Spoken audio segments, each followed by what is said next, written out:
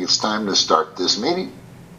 So, with that being said, will the meeting of the Agua Dulce Town Council please come to order? At this time, I'd like to ask if he's available, Cliff Grimes, to lead us in the Pledge of Allegiance. Yes, I am. Good. Ask you to rise if you're able and move your hat.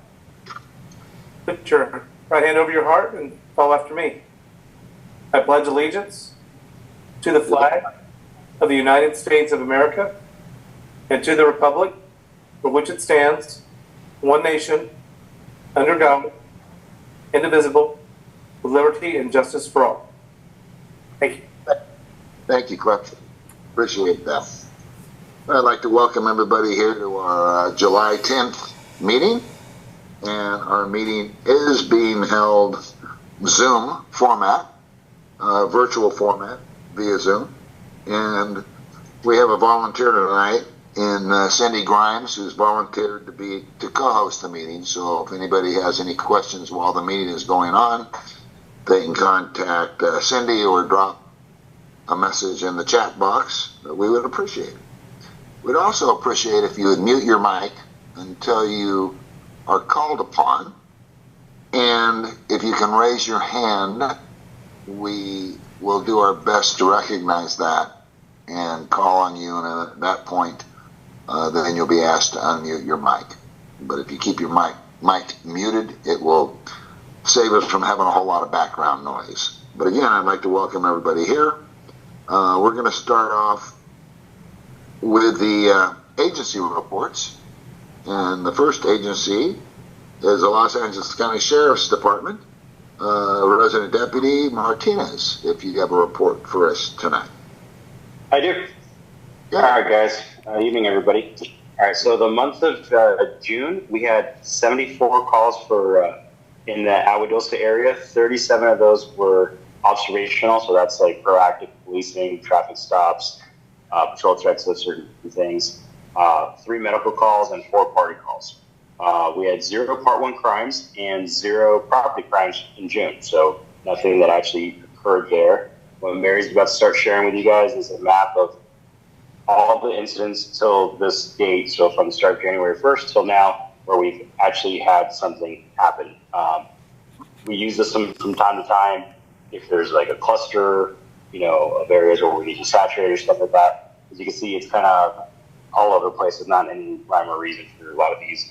Off the freeway, it's typical. Like if the Acton one has a bunch right by NPN, well, that's right off the freeway. They get hit a lot. That kind of thing happens. So for the Part 1 crimes, that's a 100% reduction year over year, and a 37% reduction in property crimes, bringing our crime rate to negative 47. So it's a 47% reduction overall from this time last year. And if you guys have anything for me, one more thing. Right now, currently, the road closures for the Poppy Fire, which is over on Agua Dulce and Soledad, or Capra in Soledad, south of Cali Lakes. There's right before you get to the bridge. There's another closure there, and over at Agua Dulce in the 14th freeway, and that's going to be your closures for the ongoing incident. Great. Well, thank you for that report. Looks like Cindy's got a question for you. I see that hand up. Cindy? Thank you, Don. Deputy Martinez, I'd like to know if the council would be able to request your new captain to come on out with the off-highway vehicle patrol to help with education. It's not him. It's him that I request them. I requested him to be here tonight, but he had the Palmdale. He had a meeting in Palmdale today at this time, so he can come on. As far as the off-road team, I'll ask Sergeant Trevelyan if he can come out here. It's a collateral. It's not a full-time duty, so there are traffic investigators. Most of them are motor officers, and he's the traffic sergeant. So they do operations when they're available to do them, like when everyone's schedule works out. So it's unfortunately, it's not an ongoing thing. So like I said, it's collateral. But I could definitely see if you can pop in here and kind of talk to you guys a little bit. But I can answer pretty much any questions you have about it. Okay. Thank you. All right, super. We appreciate that. Any other questions? Yeah, I have one. Oh, Apologies for not raising my hand again.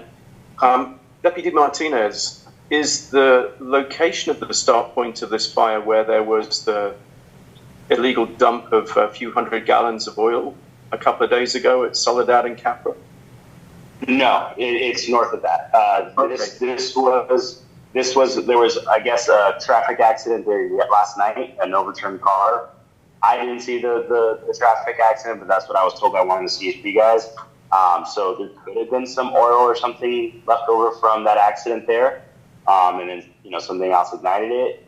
But it wasn't at Capra. It's way before, it's north of that. If you're familiar with the area, when you're going down Soledad, there's a memorial for Larry, who passed away, a motorcycle guy, a little while ago. It's like a handmade sign. It's a little bit past that sign. Got you. Thank you. Thank you. Any other questions? All right. Well, thank you very much, Orlando. We appreciate the report. And now we're going to move on to the California Highway Patrol report from Officer Allen or Officer Delgado. Either one's here. Good evening, everyone. Can you hear me okay? Oh, yeah. You're coming in loud and clear. Can you hear me? Yes. Yeah. Yes. Yeah. Can you hear us? Oh, looks like your microphone is muted there. Can you guys hear me? Yep, we can hear you, yes. All right. Yeah. So, I took you guys off the mute or the headphones.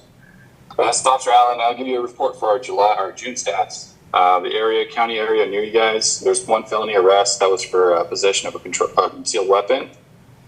One misdemeanor DUI arrest, stolen vehicle recovery, and 4 warrant arrests. The freeway right next to you guys, 4 felony arrests, ranging from felony DUI, hit and run, domestic violence, and a pursuit. 6 misdemeanor arrests, 2 warrants, and 1 stolen vehicle. For the tickets or citations, it was 286 total, 37 of them being in the county area. Sierra Highway had the most with 10, and then the adjacent county roads had another 22. And let's see, Soledad had 5.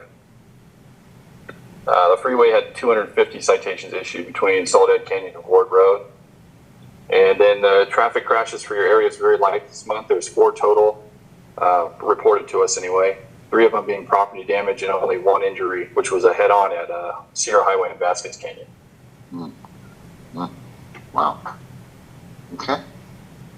No alcohol involved with that one. It's just a distracted driver by his children in the back seat, unfortunately. Wow. Yeah. Okay. If you have any questions, I was here for the administrative part. I heard the Davenport complaint. That's the first time I've heard of it. Yeah. Is there any specific times and days of the week, or is it just all the time? And are we talking about people running it, or just people trying to creep forward and make a turn? It's creeping to make a turn, but also just not even stopping to make, coming off of Davenport to make a right-hand turn onto Agua Dulce Canyon Road. Several times. I mean, Okay. Just too close for comfort. All right. Well, I will definitely check that out. I usually spend most of my time on Sierra because that's where I get the bulk of the complaints, but I'll sloop over there. Is there a certain time of day? Is it a commute time, or just all throughout the day? All throughout the day, various times. Okay. Well, I'll start with the commute times. They're busier, and then I'll work my way from there. Great. Thank you very much. Thank No you. problem. Okay. Anyone else? I have a question on this. Yeah, Rosie. Yeah, Officer Allen, this is Rosie Heffley, and I'm in charge of the Agua Dulce Parade. I know this is not in the scope of the tickets and the accidents, but I do have to bring this up. In the past, we had Officer Glauser and Donnie that I had to write to and get a meeting going with you guys. Are you the one that I'm going to have to start? Are you the one I'm going to be writing to with the copies to the other guys? And how about Officer Delgado? Are you two the ones I'm going to be writing the memo to have the meeting and go over the parade? Which is Yeah, so the Officer Glauser has moved on back to the road patrol. You'll probably see him in the area. This is a temporary assignment. So you won't be emailing him anymore, but Officer Wilson's still there, as well as myself and Officer Delgado. You can copy all of us in it. Okay. So that's three of you, and I also include Harry Fisher in there because he's the one that is. Yeah. Okay. So I'll be sending the emails real soon, maybe next week or so, and then I'll have all the information about the parade, and then we'll set up a meeting with you guys, with the county, everybody involved. Okay, as in the past. That's perfect. Like I said, just copy all three of us in there, because if one of us is out or one of us is gone for training, that way you're not delayed or we don't miss it. Okay, I will do that. Okay, thank you very much. Right. Thank you. Thank you. All right. Anybody else? If not, thank you very much for the report. We appreciate it and look forward to working with you in the future. All right, one more thing. I'm going to put my email in the chat if I can, and if anyone has any other questions they don't want to talk on here, just give me an email, and we'll talk either on the phone or by email, whichever one you want to do. Great. Thank you very much. Next up, we have Los Angeles County Fire Department Community Service Representative Maria Grycan. If she's here with us tonight, she may be on the Leona fire. I don't know, but let's see if she's... I am here. I was at the Leona fire earlier. I am now at the Poppy fire, but I am here. Okay. So I'll go over June first. For the month of June, there were 40 responses in Agua Dulce. 23 of them were medical, 2 service calls, and 9 good intent calls. We did have 6 fires during the month, of course, because I was on vacation. 2 of them were vehicle fires. And then we had 4 brush fires. June 3rd, southbound 14 at Escondido Canyon, a mattress had fallen off of a pickup truck and got dragged under a dump truck. So that started a small little brush fire, but they stopped that one very quickly. June 15th, we had the Preston incident, which was 51 acres and had 1 structure threatened, but mitigated and no damage to that structure. On June 20th, we had a 1/4 acre brush fire, the Cindy incident at Sierra and Penman. And on June 27th, 1.5 acres, the Rower incident at Sierra and Rower. And today I am at the Poppy fire, which right now is ballpark estimate is 150 acres. They actually have asked for a flight of the fire to map it a little more accurately. So as soon as that gets done and that acreage gets reported, I will be able to send an update out to you. For this fire, there was only ever 1 structure that was threatened for a little bit. That structure threat was mitigated though, and nothing else. The fire is entirely south of the 14. Great. Okay. And it looks like they have everything under control there. Yeah, we did use Genesis Protect. We did put 2 of the zones into advisory status, just because of the smoke in the area and just to let folks know what was going on. So hopefully people are... I would like for people to get used to going to Genesis. And again, the website is protect.genesis.com. And Genesis is spelled GENASYS. And if somebody just enters their address when the website pops up, it'll go directly to their zone. And from there, they can zoom out. They can see all the other zones. And then they will see, if they go there now, they will see 2 zones that are blue in color. They're in the advisory status. And those are the zones that are most closely associated with this fire. Cool.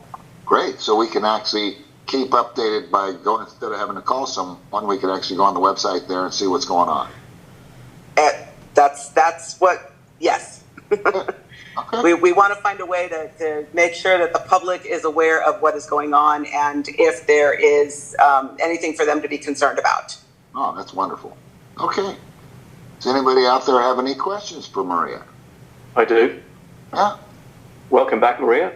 Thank Chris. you. I don't recall in recent history where we've had this many fire starts in such a short period of time, so early in the fire season. And I don't think a lot of us attribute this to the fact that there's rain over the winter and long grass. Do we need to be on the lookout for a fire bug or two? Because the one that happened on Sierra Highway was very close to Sleepy Valley, and when I drove by it, obviously I got woken up like most of Sleepy Valley did at 3 o'clock in the morning by the firehawk flying over. But it seemed to have 2 points of origin, and to use your characterization, might be a dirty start. So perhaps you could give us a comment on that.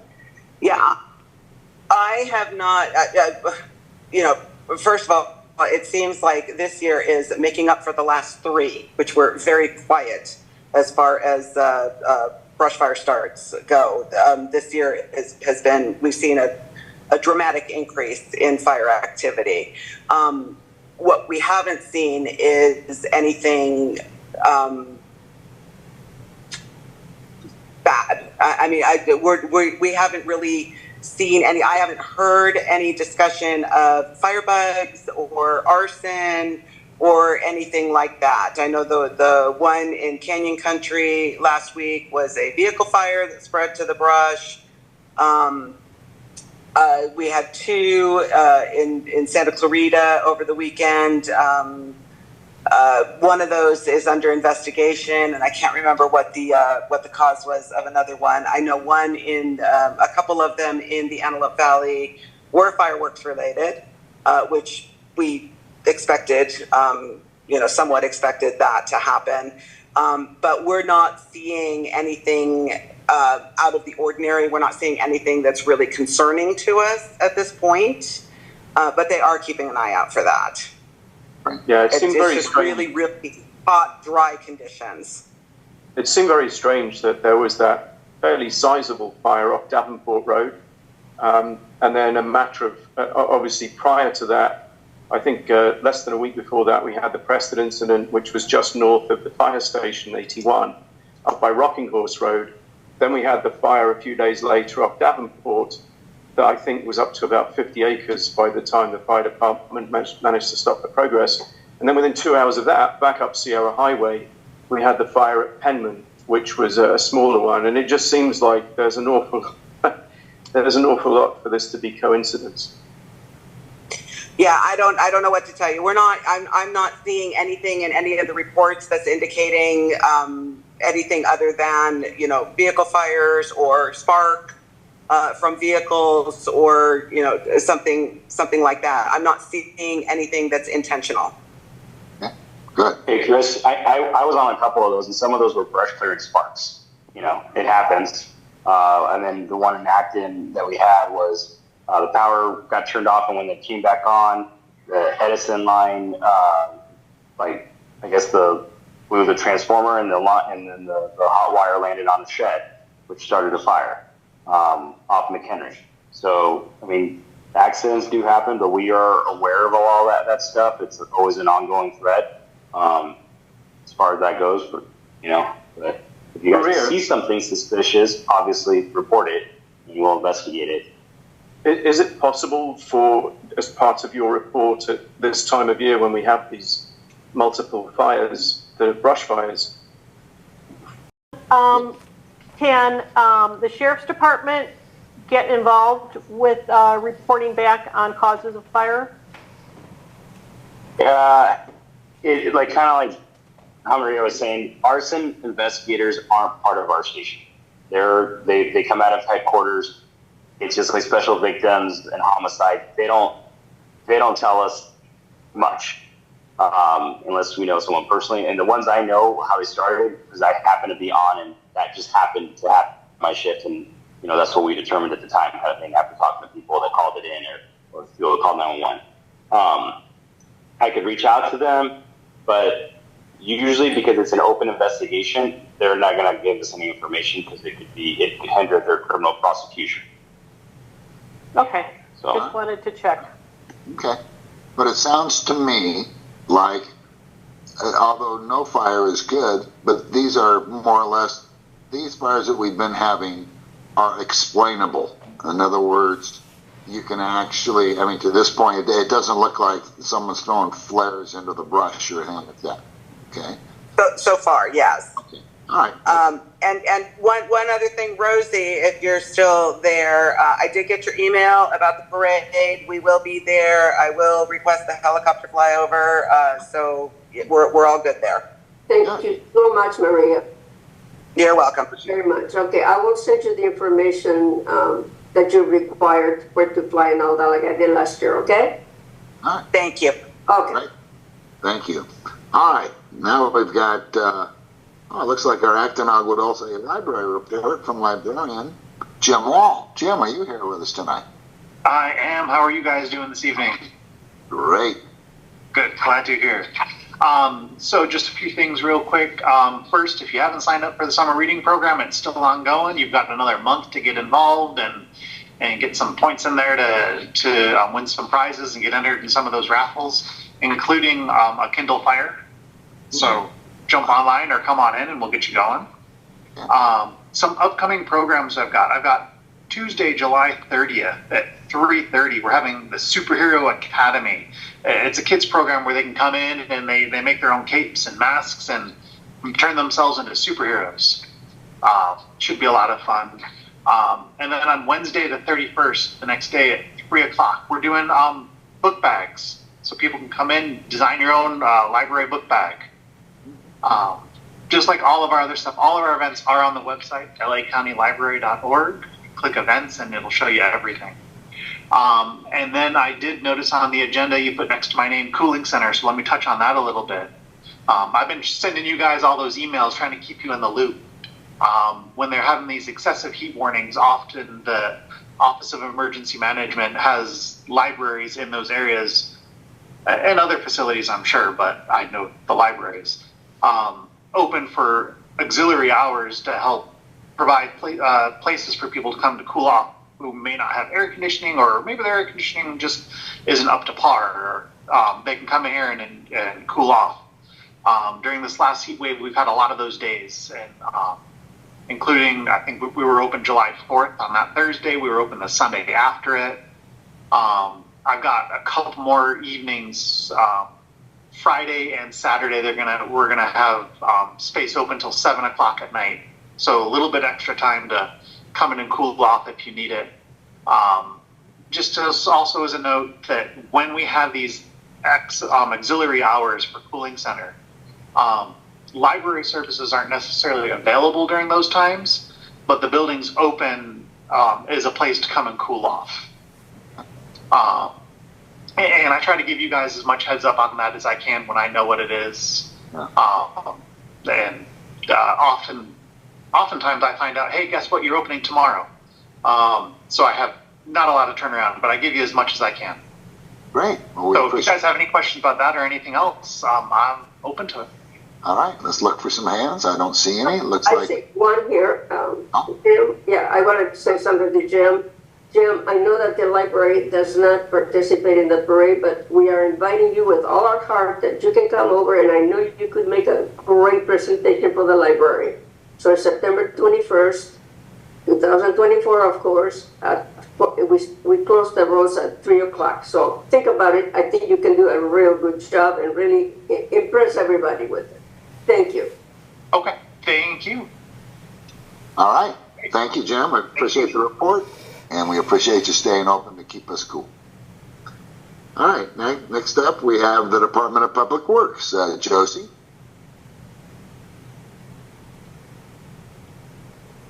I don't think Josie was going to be here tonight. She sent me an email. Let me see if I can find it. Let's see.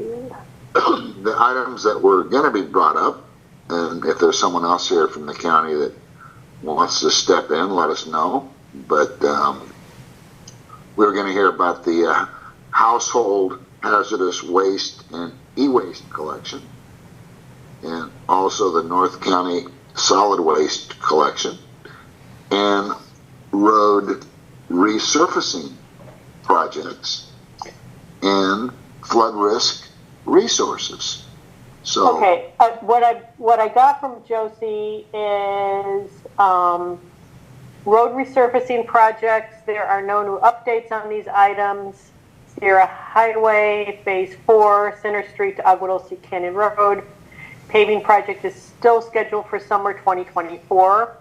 The Agua Dulce Canyon Road Phase 2, Escondido to Castle Haven, and Agua Dulce Canyon Road Phase 3, Castle Haven to Sierra Highway, are tentatively scheduled for late fall 2024, barring weather conditions.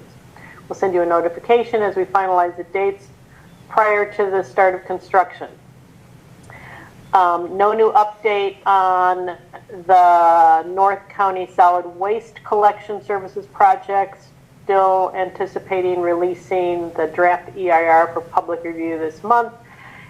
And also she said, and I got some information from Pat Wood from the Stormwater Engineering Division, is attending the meeting to provide info and answer questions regarding the flood risk resources. So Pat, if you're available, did you want to jump in?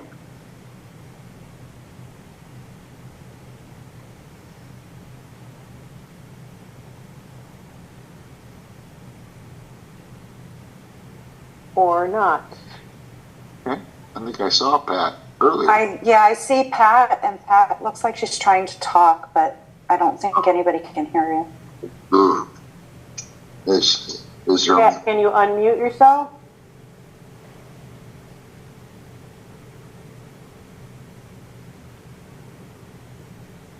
Okay. Well, if you can connect with us, just jump in, raise your hand, or just jump in when you can. Okay. Look forward to that. All right. Well, next up, we have the fifth district report from Stephanie English. Stephanie? Hey, hi everybody, good evening. Good evening. I don't know how many of you were able to listen to the board meeting yesterday, but it was quite interesting. As you may have heard, the Board of Supervisors under the direction of Lindsay Horvath and Janice Hahn presented a motion before the board to expand the board to a total of 9 supervisors. Yep. It's kind of a complicated proposal. The proposal was to approve for it to go before the voters in November. However, it wouldn't go into effect until 2030. I'd have to look at my notes. I think I'm on my wrong notes here. I'm trying to move over. Yeah, the board expansion would begin in 2030 following the census. 7 supervisorial seats would be on the ballot in 2032, with 2 of those 7 serving 2-year terms, and 4 seats would be on the 2034 ballot for 4-year terms. It was quite a robust conversation and quite lengthy conversation. Supervisor Barger and Supervisor Mitchell both abstained from the vote. One of the components, and the reason I'll explain why Supervisor Barger abstained, one of the components of the motion includes the formation of an ethics committee that would oversee the workings of the Board of Supervisors. And what Supervisor Barger proposed and shared is that if the board is so committed to having an ethics oversight, which she agrees with, they should do that now. They shouldn't wait until this comes before the voters and then eventually comes into fruition in 2030.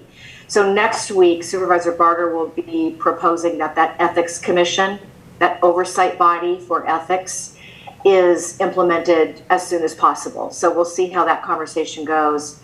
The supervisor abstained not because she necessarily disagrees with expanding the board, but because her bigger issue is that the board as it stands right now should be operating in full transparency. And she made it very clear that this effort, this motion was not presented with transparency. A couple of the offices didn't know about it.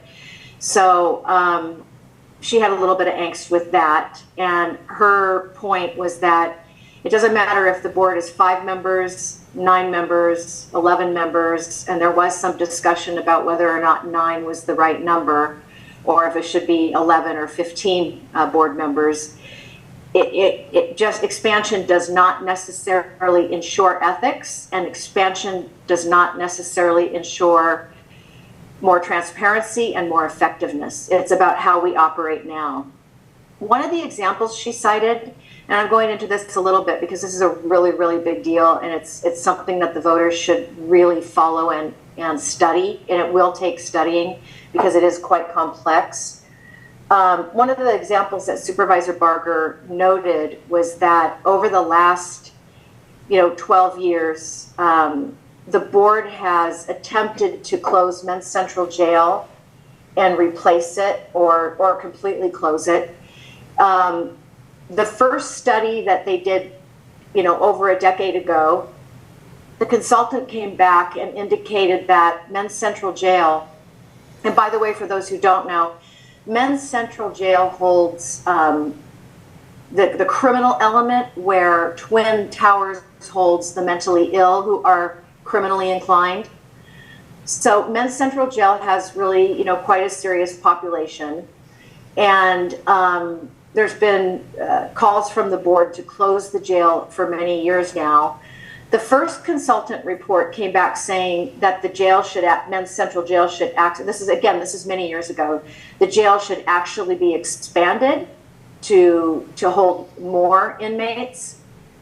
The board did not like that report, so they hired another consultant, and that consultant said that Men's Central Jail should be torn down and rebuilt as a rehabilitative facility where more rehabilitative programming and atmosphere could be implemented, hopefully with better outcomes and less recidivism.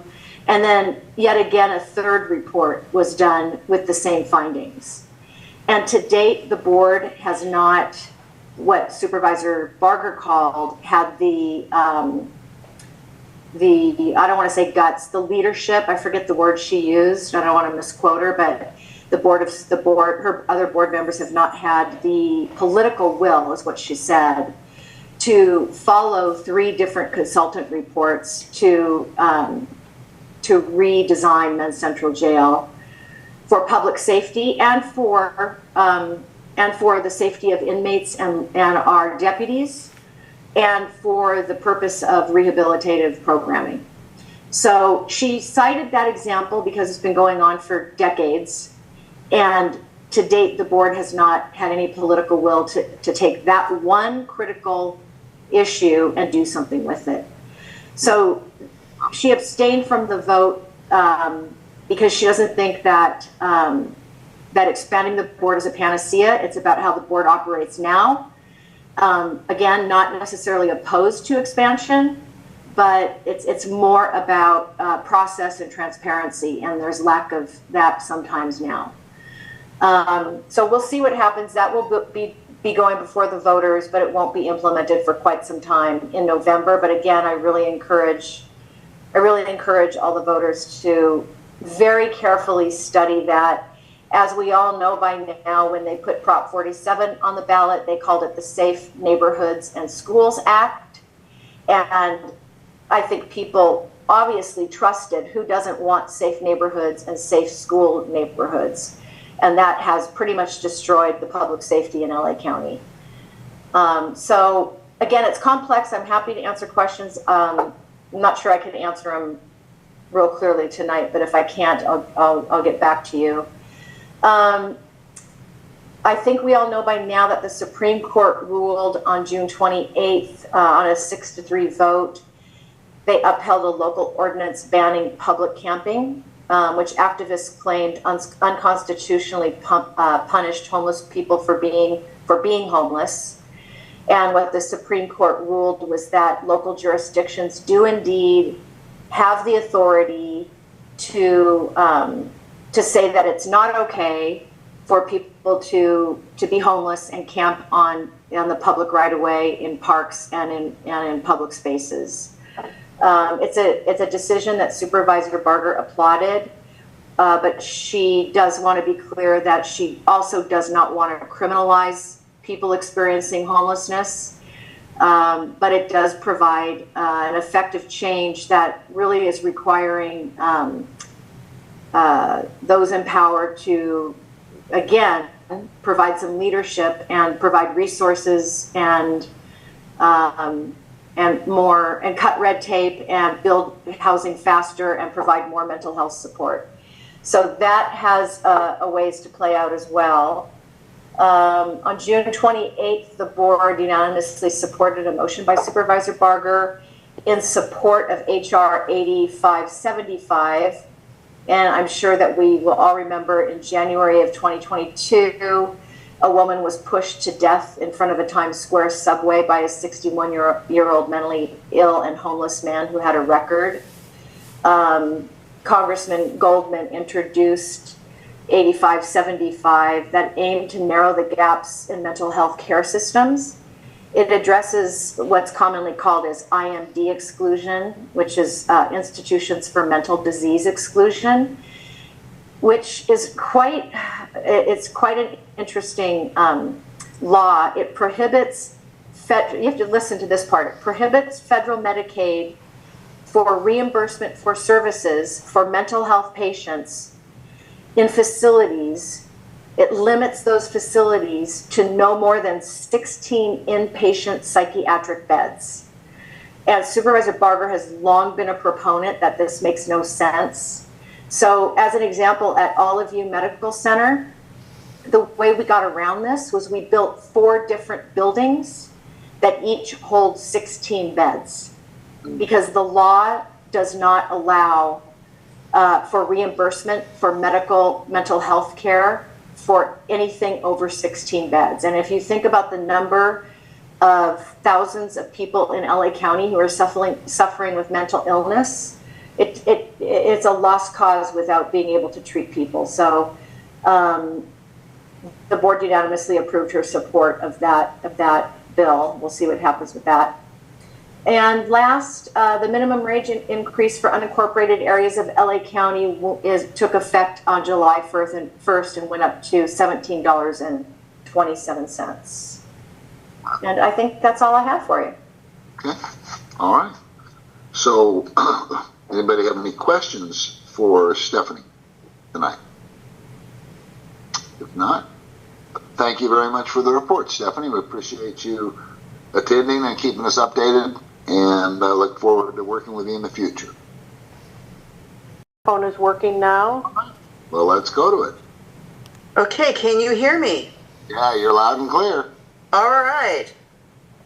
So let's see if I can get up the, share the screen. We see you. Okay. There we go. All right. There we go. Great. Okay. So thank you for having me tonight, and thank you for your patience with my technical difficulties. My name is Pat Wood. I'm with Los Angeles County Public Works, and my role in Public Works is that I'm the floodplain manager for the county unincorporated areas. And so what I want to point attention to tonight is a link that the town council very kindly put onto their website. And what I want to do is go to our National Flood Insurance Program and County Floodways website. And here it is. So with this, you will find that there is a menu on the left-hand side, all sorts of different resources. But one thing I want to point attention to is our flood zone information website. So here you will find on the home page on here, there's an email for people if they have any questions. They can email us. We also have information on FEMA flood zones, provide definition for FEMA flood zones. And then we've got a link to our NFIP website. And then the county capital flood, severe flood hazard areas. And what you see when the site boots up is that you see the FEMA and the county floodway information outlines on here. And what you can do is that if you already know your address or assessor's parcel number, you can go right in here and type it in, and then just print that or hit the search button there, and it will get you down to the properties that you're looking for. So let me get down to here, and let me go ahead, and we can also just click on your property, and then what it will do is that it will bring up information on the parcel. It'll link you to the county floodway map. Whoop. Okay, for that one it doesn't have it. So we get to, oh, here we go. This particular county floodway map. My apologies. Also the FEMA maps. This one happens to straddle two maps, but this link will get you directly to the FEMA map. Then it tells you all the flood zones that your property, the FEMA flood zones that your property is in. So there is the flood zone information website. Other things on here, we have information on the community rating system, which the county participates in.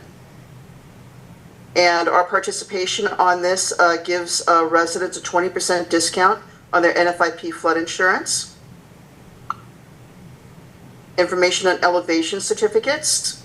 Now this is only going to be for finished construction that got a county building permit.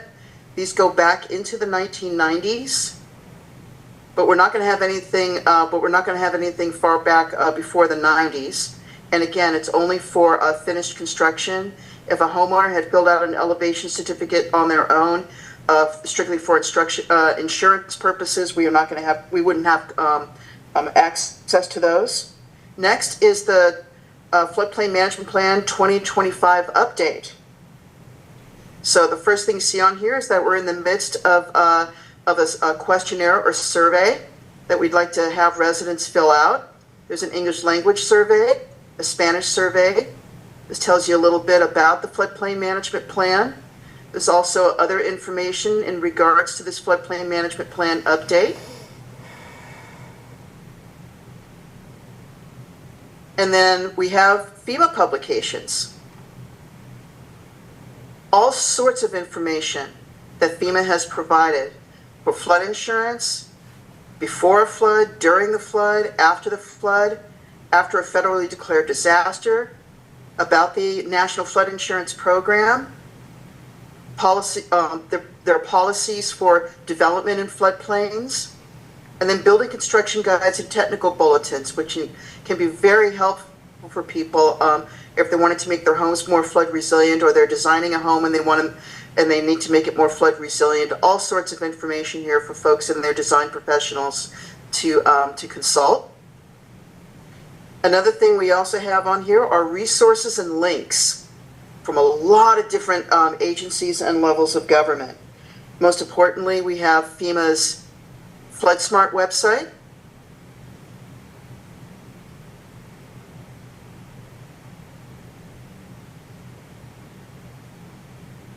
And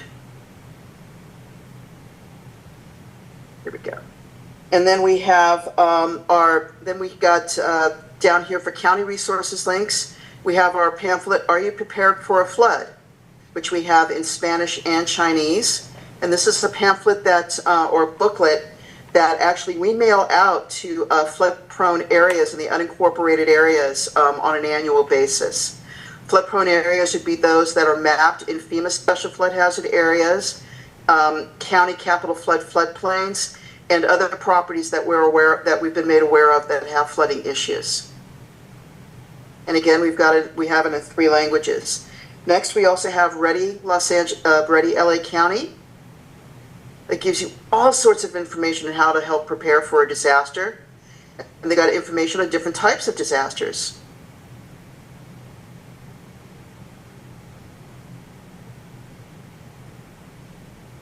And then we have on here the Homeowner's Guide for Flood, Debris, and Erosion Control. That's also in Spanish.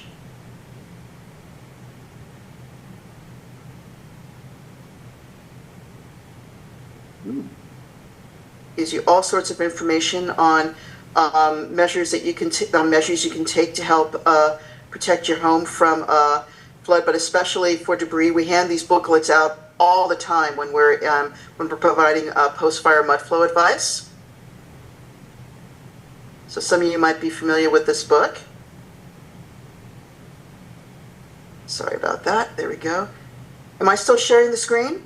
You were just a second ago. You just switched back.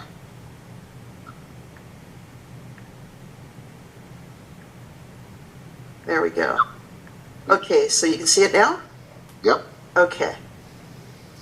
Having a little trouble negotiating around this the share screen bar. My apologies. And then we have, then if you go over here, we also have weather and debris flow forecast information. And then another thing I want to show is the Clean LA, a link to Clean LA for illegal dumping.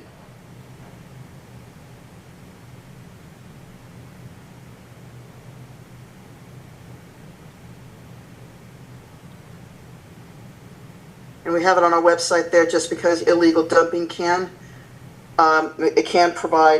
increase flood hazards if they're dumped in waterways. And then also down on our home page, we also have quick links. Again, our homeowner's guide, sandbag pickup locations, our flood booklet again in English and in Spanish. And then federal disaster assistance. That's a FEMA website. So that's an overview of our National Flood Insurance Program and County Floodways website. What I will be doing in the chat is that I'm going to post our flood analysis email and NFIP hotline phone number in the chat for people if they have any questions about anything that's on this page. Great.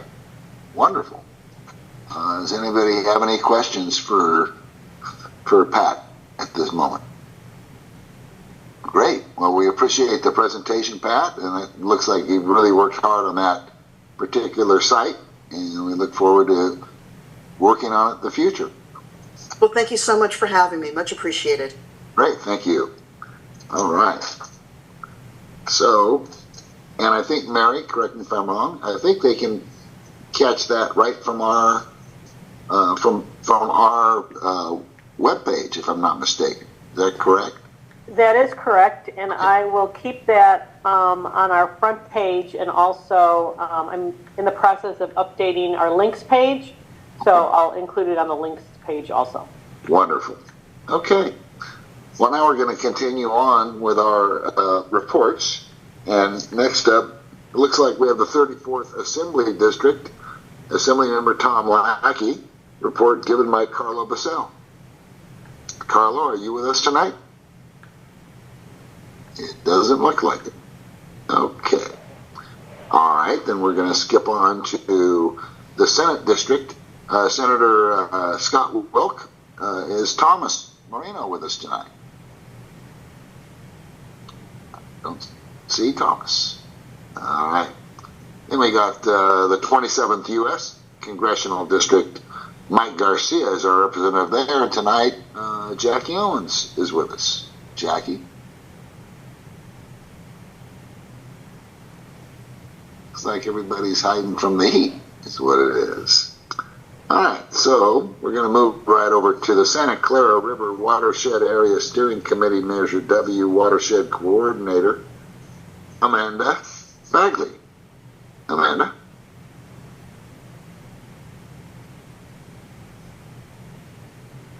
Is Heather here? Is Heather here? Heather Turpin? No. No. All right, but they did leave the note here. They left their phone numbers in our agenda if you want to give them a call. And also the note that the next Santa Clara River Watershed Steering Committee meeting is going to be held the 18th of July between 1 and 3 in the afternoon at Santa Clarita City Hall, which is down on Valencia Boulevard.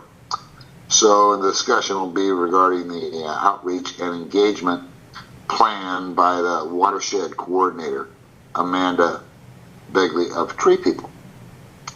So for more information, you can visit the link that's posted there on our agenda. So at this point, that brings us to the presentation discussions portion of our meeting. And tonight we have a proposed Pepper Tree Plaza at 9661 Sierra Highway.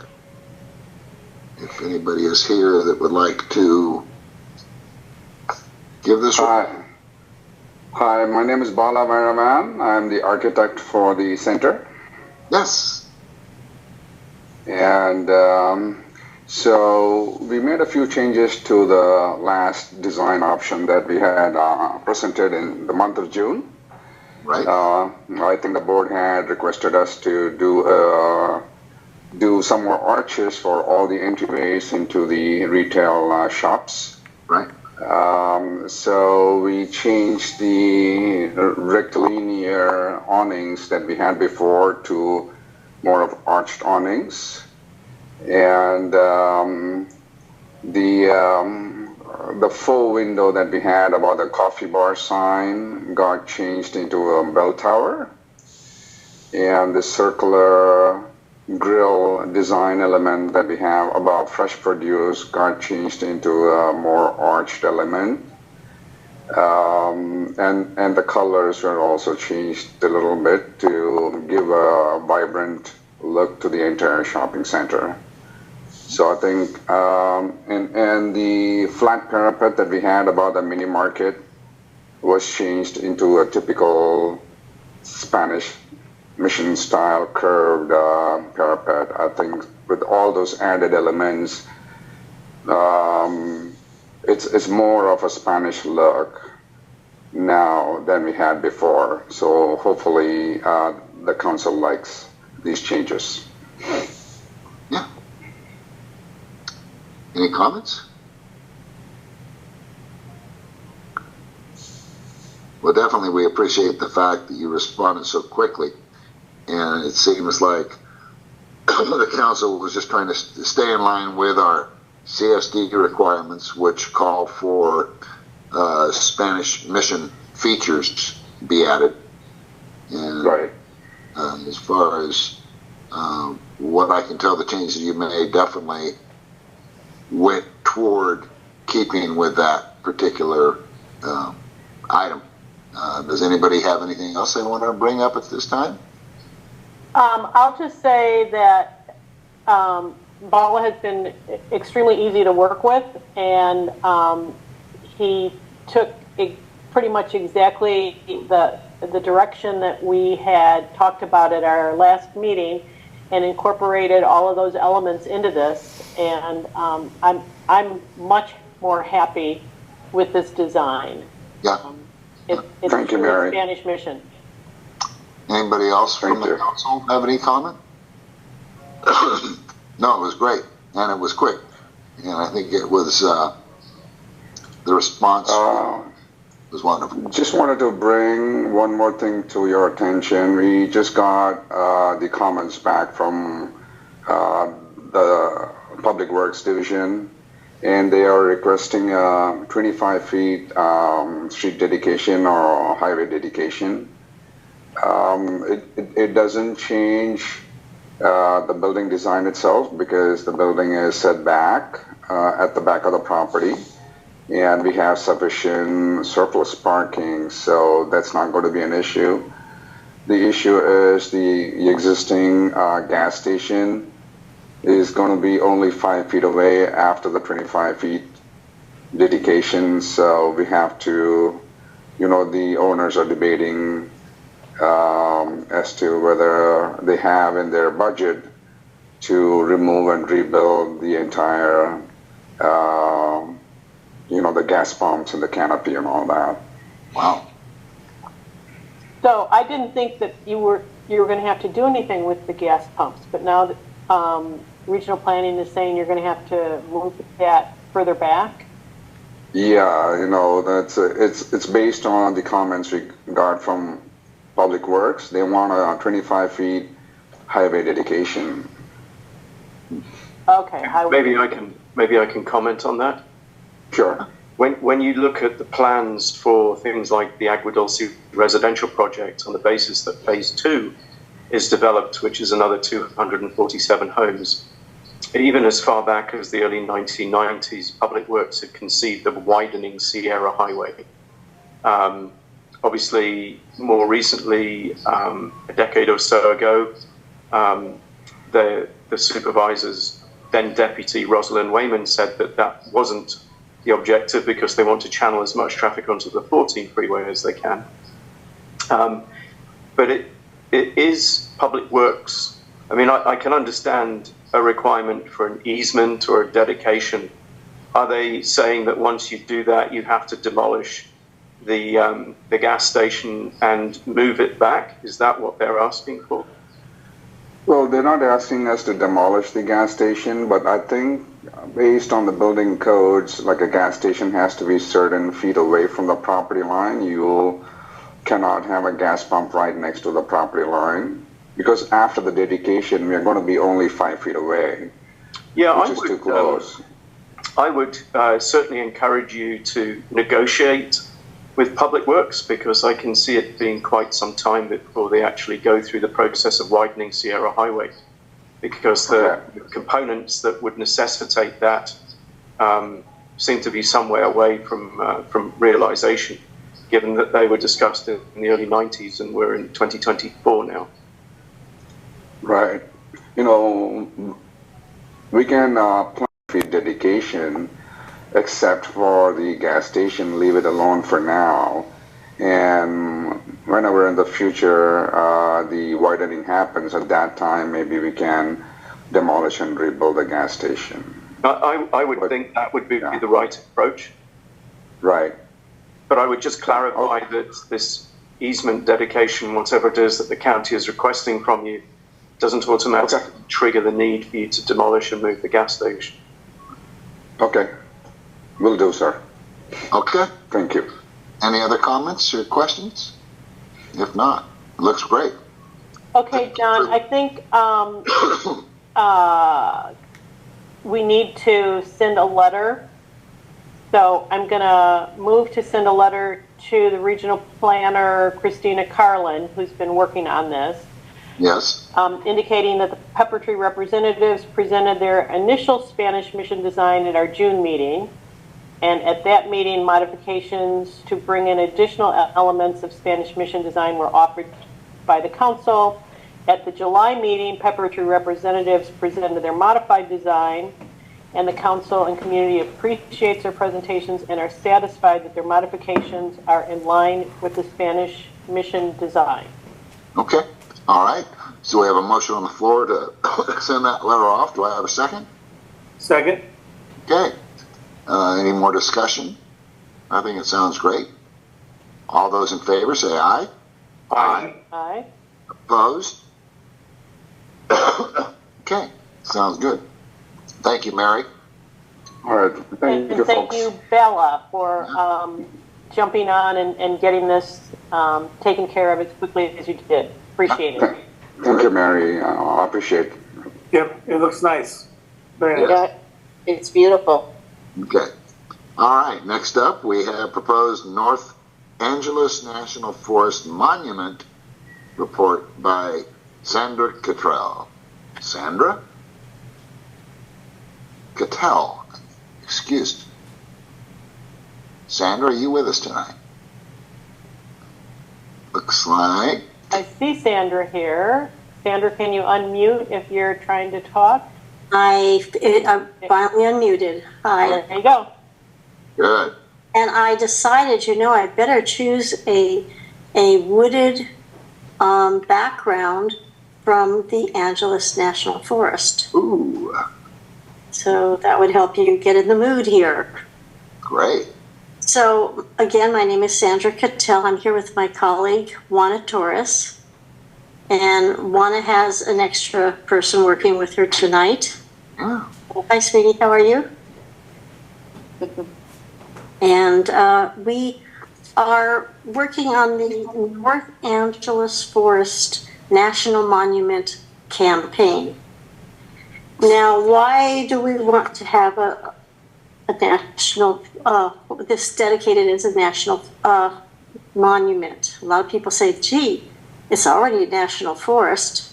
Well, all we're looking at is the national forest areas, and we feel that it needs some extra protection because someone could come along and do some mining, do some other grittying up or put more roads through the area.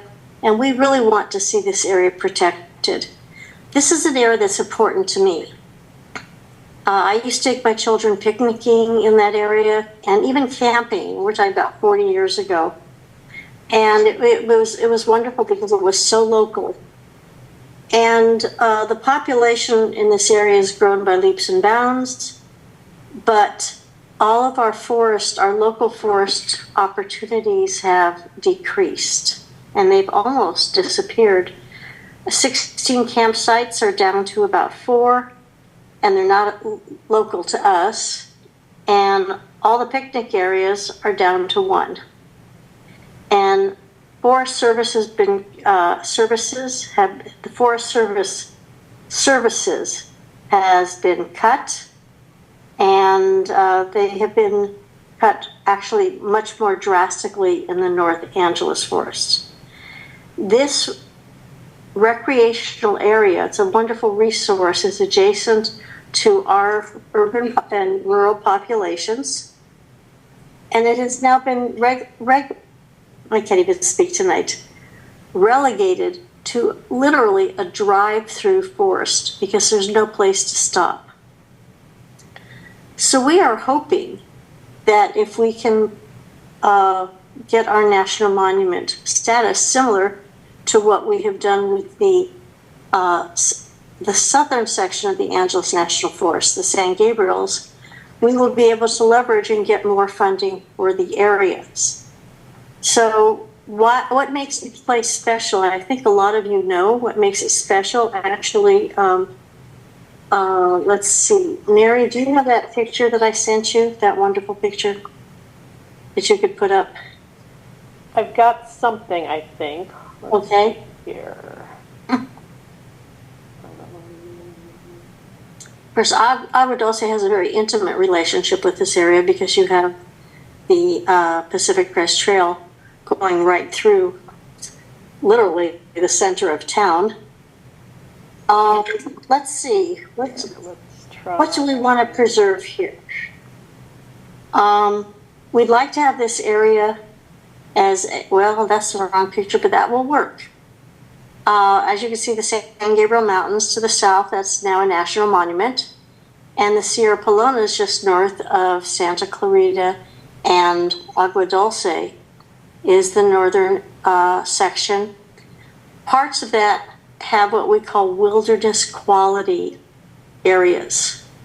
It's not a roadless area, there are roads through it, but there are areas that have been designated as very important and wilderness study areas because they're so diverse in their biodiversity.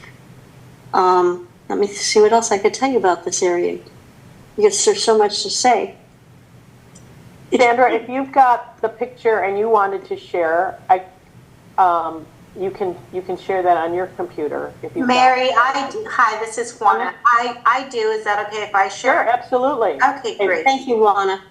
I'm going to share a screen so that you can see the area that we're talking about, and so. Thank you. Yeah. Are you able to see my screen, everyone? Not yet. Well, you know, Juana, I'm not even going to, if it shows up, it will show up. Let me just talk a little bit about it. So this place is, as a lot of you people know, is very special. First of all, the Pacific Crest Trail goes through there. It is a cultural area known to the Tataviam. Oh, there we go. There we go. Lovely. So the parts that are striped, the green areas are all wilderness area quality land, and the striped area is a study area for wilderness. And as you can see, the Pacific Crest Trail goes through this particular part of the forest. You can also see where Bouquet Canyon is, from Bouquet Reservoir down to, I guess, Santa Clarita. And that's where they had something like 8 campgrounds that have since been abandoned. In the lower right corner, we have Rower Flats, which is an off-highway vehicle area, and that will not change. It will remain an off-highway vehicle. We're hoping to be able to open it up for more recreation in some areas, improve the trails. The roadways and the trails are not maintained because, again, there is Forest Service cutbacks. What else is important about this? The historic Ridge Road goes through here. And there's a section of the California Aqueduct, and some of you might know about Power Plant 1 and 2. Power Plant 1, when it first came online a little over 100 years ago, was the entire source of electricity for the city of Los Angeles. It is still online. There's a second power plant right now in San Francisco Canyon, and they still contribute to the electric needs of the city of Los Angeles, the Department of Water and Power. Again, the Tataviums claim many cultural areas in this region. We would like to see it stay there. And some of you also may know the St. Francis Dam disaster took place, and we have this St. Francis Dam National Memorial along San Francisco Canyon. What we're asking is that basically would love to have you sign on, and Juana could tell you a little bit about some of the people that we have already had signed on with us. Juana, I'll turn it over to you. Thank you. Thanks so much for your time, for the opportunity to be here. My name is Juana Torres. I'm over in the San Fernando Valley, but I am out often in the Northern Angeles area, hiking, exploring, showing my little girl Vasquez Rocks and all the great places that are near Agua Dulce. So I'm very fond of your town. Yes, we are here today to ask for your support for this really visionary effort of having the northern section of the forest designated a national monument. You know, our friends to the south working on the St. Gabriels were successful in doing that. They haven't seen a huge influx in resources yet, but they're organizing, they're building a collaborative and trying to attract more resources. And we would definitely love to have something similar for the Northern Angeles. And so we've probably been at this for about a year and a half now, kind of trying to get the word out into the community.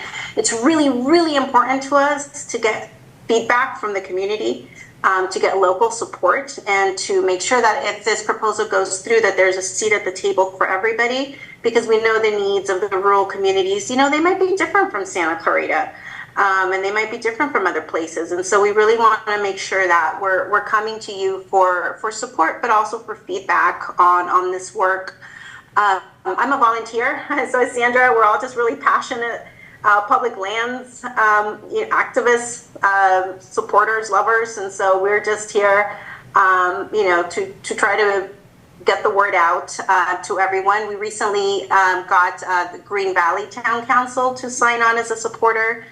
We have the City of Santa Clarita, who's passed a letter of support. We have the support of Supervisor Barker. We have the support, a very big one recently, of Congressman Garcia, who has written a letter of support for the effort, and the Santa Clarita Valley Chamber of Commerce. And so we just want to make sure that that we're doing this the right way, that we're being inclusive. And so we're here to you know, see if there's any questions, anything that we can answer, and to see if you'd be willing to support this effort of establishing a national monument in the Angeles National Forest. Just to reiterate, this is only public land. So this is federal public lands. This does not include any private properties. So it's just federal national forest that we're talking about. And Juana, both Pilar Schiavo and Tom Lackey have also signed on. That's right. Local assembly members. Yeah. And many businesses have already signed on. Safe Action for the Environment, Andrew Freed, who is local in Agua Dulce, has signed on. We work together to stop the Cemex fight. Stop the Cemex mine. We were partners on the fight against that. So we're hoping that you will help us out and support us. Again, Juana said, a seat at the table. Both of us worked with the San Gabriel Mountains. And when you get a collaborative together, you get everybody at the table, from the Forest Service to the cities, to the environmental community, to the business community. Everybody sits down and talks about their vision, and we can actually modify what happens. Becoming a national monument will mean they have to create a new management plan for the forest. And that is the time when everybody will have a seat at the table. I'm hoping you will sign on with us to do that. And say, for example, Santa Clarita wants to see a big business opportunity. Green Valley said, we want to stay quiet. So, please don't reopen a campground right next to where people live. If you want to do a picnic area there, that's fine.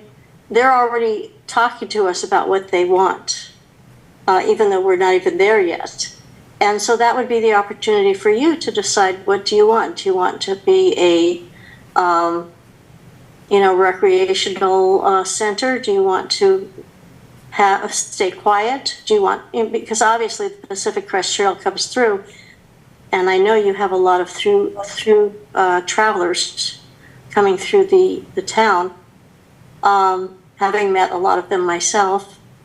So that's what's on the table here, and we would love to have your support. Well, thank you, Sandra and Juana. I appreciate the presentation. Does anybody have any questions or comments coming from the council? I do. Yes. So, as I recall, the Angeles forest it became a federal forest back in about 1880 or 1890. So it is federal land. It belongs to the USDA and is managed by the U.S. Forestry Service.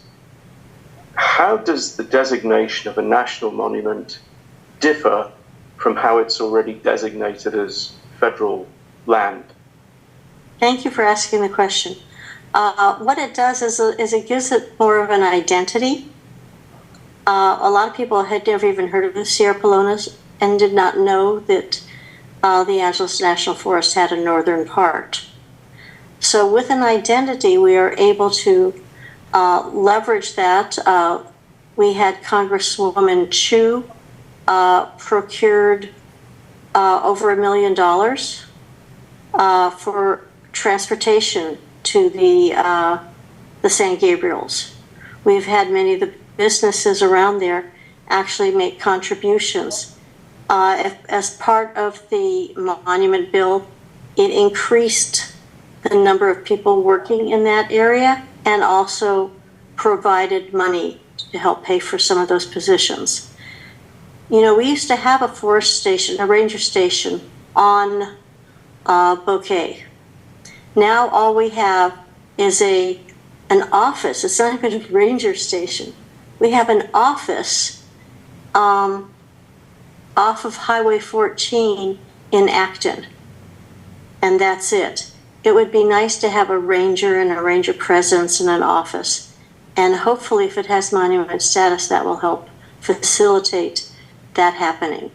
And if I may add to Chris's question, it's a national forest now, but that doesn't necessarily mean or guarantee that there's protections in place. A national monument, a proclamation for a national monument would come along with a management plan, and it would focus on protecting the values of the area, so the historical, cultural, natural values of the area. So it would really call on the Forest Service to kind of follow those guidelines. when they're developing their own management and their own policies. Whereas right now, it's just kind of a free-for-all, right? A national monument designation would give it some guidance, like a guiding star, for how to properly manage the place. And we hope will also increase resources. It's one of the main reasons we're seeking that designation, is to try and get, I can't say that it'll be a lot, but it'll be more than the near zero that it's getting now. $1 million to work on transit to trails. They've worked on some of the picnic areas to make sure they have trash pickup, and the facilities have been improved. They've worked on a few campgrounds. They've worked on a Native American exhibit area. Let's see what else. But, and a ranger program that's just launching right now, a ranger program along the East Fork of the St. Gabriel River, which is an area that gets thousands and thousands of visitors, very unmanaged, unruly, and they're finally having a little bit of money to try to tackle that issue. Yeah, I mean, minimal. I think where I'm driving at this is, if you look at Bouquet Canyon, for instance, I think it's called the Lark Ranch up there. It's outside of Agua Dulce's zone of influence as a council, but they have spent an awful lot of time trying to get a water supply issue resolved. And I would be reticent to support something that makes fixing issues like that are important to rural communities more difficult, because it layers on an additional level of bureaucracy to what people have got to do to be able to continue to live in the environment that they love. Chris, it's just the opposite. First of all, I'm on the WASC. Actually, I'm the vice chair of the WASC, the Watershed Area Steering Committee, and we have been working with DWP to ameliorate that problem. Lark Ranch has already decided to go with city water, so they would never have this problem. But the problem goes back many years, when they put in the reservoir with the promise to the people that they would continue to have a certain amount of water flow for their wells. And that did not happen because there was a fire and then a high rain event, and it flooded the road, and it caused so much debris that to sustain that amount of water coming down the road had to be fixed. About 15 years ago, Tom Lackey and I worked together for legislation that would make that happen, that the road would get fixed. And currently, Catherine Barger has been working to facilitate that to actually happen. And at some point, this is outside of whether this is designated. That particular thing is already in place. Unfortunately, it's taken way too much time, and I'm so glad that Catherine Barger stepped in to work on it. But that is going to happen, where they are going to fix that road and fix that water release. So the people that have wells along there, including Lark Ranch, if they choose to use some of that water instead of the Santa Clarita water, would have access to water again. It would refill the wells. That's separate, has nothing to do with it. Also, we're working with the utilities that have infrastructure within the area, and they've also wanted some guarantee that none of their operations would be impacted by this. So that would be language that would go into the proclamation, that states any existing usage and infrastructure work would continue, that the monument would not impact that or any future uses. When it comes to any of the infrastructure that belongs to, SoCal Gas has infrastructure, Edison, LAGWP. So there's a lot of big utilities that are worried just about what you mentioned, Chris. And the proclamation language would protect all of their existing rights. And I want to thank you, Chris, for watching that, because I've been working on that for 12 years. And it's nice to know other people are concerned and watching it too. Yeah, there's some small utilities that are in Agua Dulce that would also be watching this very closely, because they're seeking to get permits from the U.S. Forestry Service to do things on the edge of this land where you've got it designated as Rower Flat, so that they can comply with state level requirements like SB 552. And these are, 99-year-old water utilities, etc. So we want to make sure that in giving our support, we don't make people's lives more complicated. Absolutely, yeah, it's a valid point. The idea is to make people's lives less complicated. I disagree that adding more government makes life less complicated. There you go. One question: what kind of a time frame are you looking at to gain support, or what have you figured as far as your timeline? We have talked about it. Again, we were doing some of the legwork for the last year and a half, but we were waiting because Luana and our campaign manager and I were all working on the San Gabriel's expansion to make sure that went through. We're hoping to start ramping this up within the next year. I was in DC in May, and I actually made the formal proposal to the Department of the Interior at that point, and they were very excited. So hopefully that will move this along within the next year or so. Okay, great. Well, I appreciate the presentation tonight. I think I don't see where there's a couple questions. Okay. Our questions. We got Cliff. Yes, Cliff, please. Cliff Grimes. And we also have the deputy that asked a question. Yeah, thank you for taking my question. I guess the biggest question I have is, do you have any significant proponents of doing this that are, like, who's fighting you against doing this? I mean, we're very passionate about preserving land. Do you have anybody that's pushing back against you as far as... Isn't that amazing? We have brought in the people that in the past we had differences of opinions, and we have worked with them to form already the beginnings of a coalition. At this point, we do not have any opposition. Okay, excellent. We've made an effort, Cliff, to bring in, to talk to folks from the beginning rather than surprising folks with, with thought out proposals. As of now, we're not aware of any opposition. That doesn't mean that there couldn't be folks out there who are against it, but not that we know. Right. All right, I see another hand up from Deputy Orlando. Yes, Deputy. I'm going to be asking this question not as deputy, but as a local resident. First question.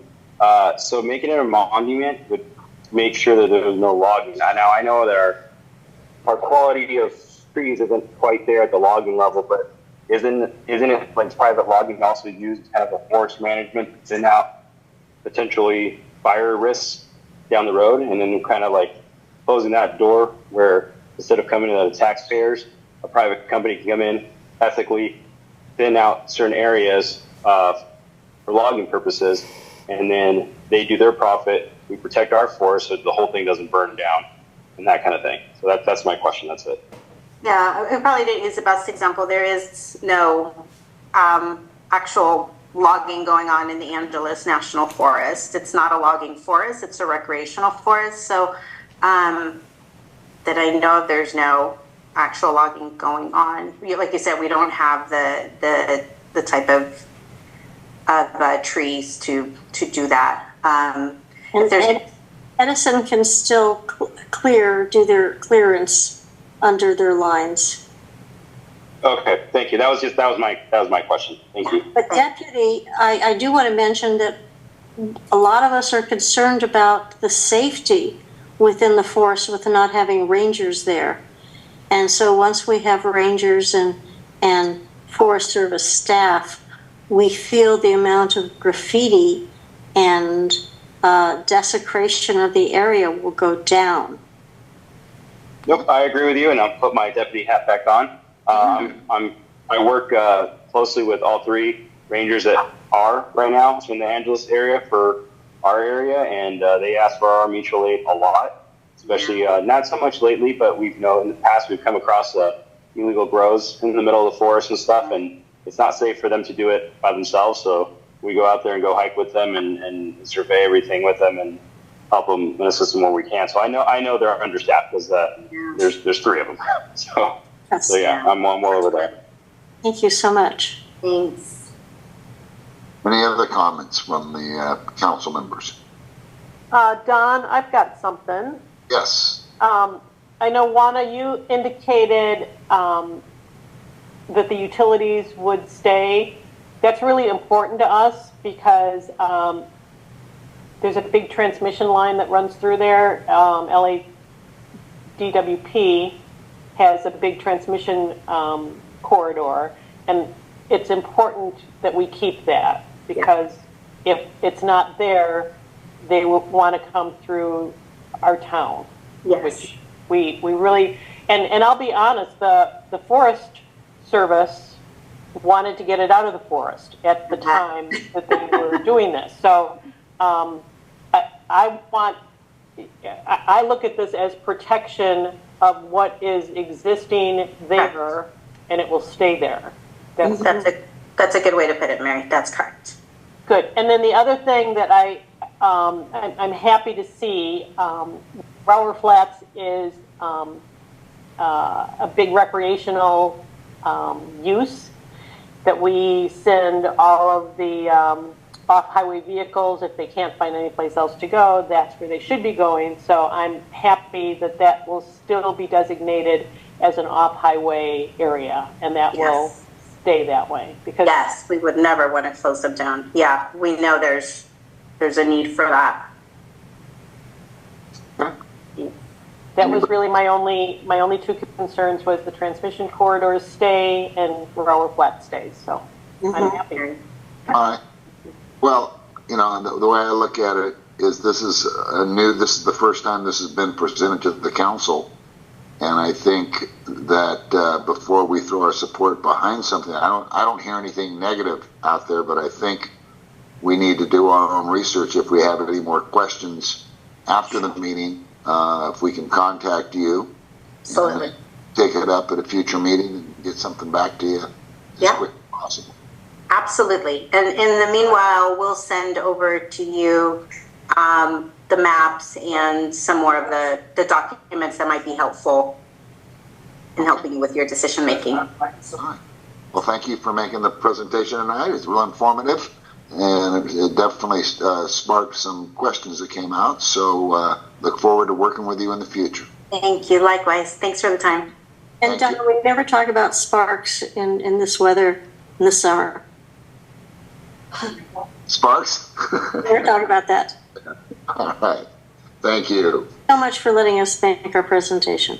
All right. Thank you. Next up, we have, under old business, we have RTG Investments, Agua Dulce Residential Project, TT 50385. Chris? Did we lose Stephanie on the call? I can only see 4 people on my screen at the moment. Yeah. And you may want to stop sharing your screen.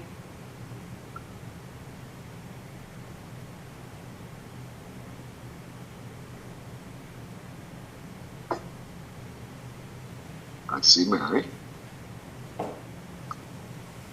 I see 18 participants. You have to have Juana stop sharing her screen. Chris.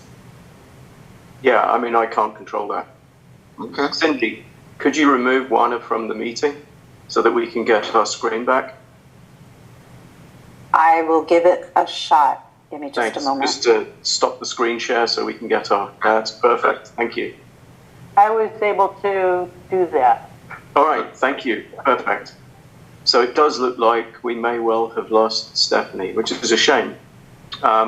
So if you remember at last month's meeting, we figured out that there was this pressure zone that's sitting just outside the facility, which is intended to support 139 acres of commercial and a 19-acre school. So I've submitted public records requests to the county. The other thing I did was we also determined that there were, I think, sewers that were on part of the project, but not all of it. And I submitted a separate public records request for that to Public Works. I did get a reply back a couple of days ago, and they sent me an engineering picture from it looked like it was a set of plans that had been drafted by a company called K&A out of Corona. I can't give you the name because the engineering file is 256K. So when you actually zoom it in a PDF, you can't read any of the engineering notes on it or any of the vital information. But I can tell you that that engineering diagram from April of 2002 only has 18 sewer connections on it. And that is inconsistent with what is in the planning documents from 1994, and then again that was reiterated in 2007, where they explained that service laterals for sewers will be attached to every single plot in the project, and they don't differentiate phase 1 and phase 2.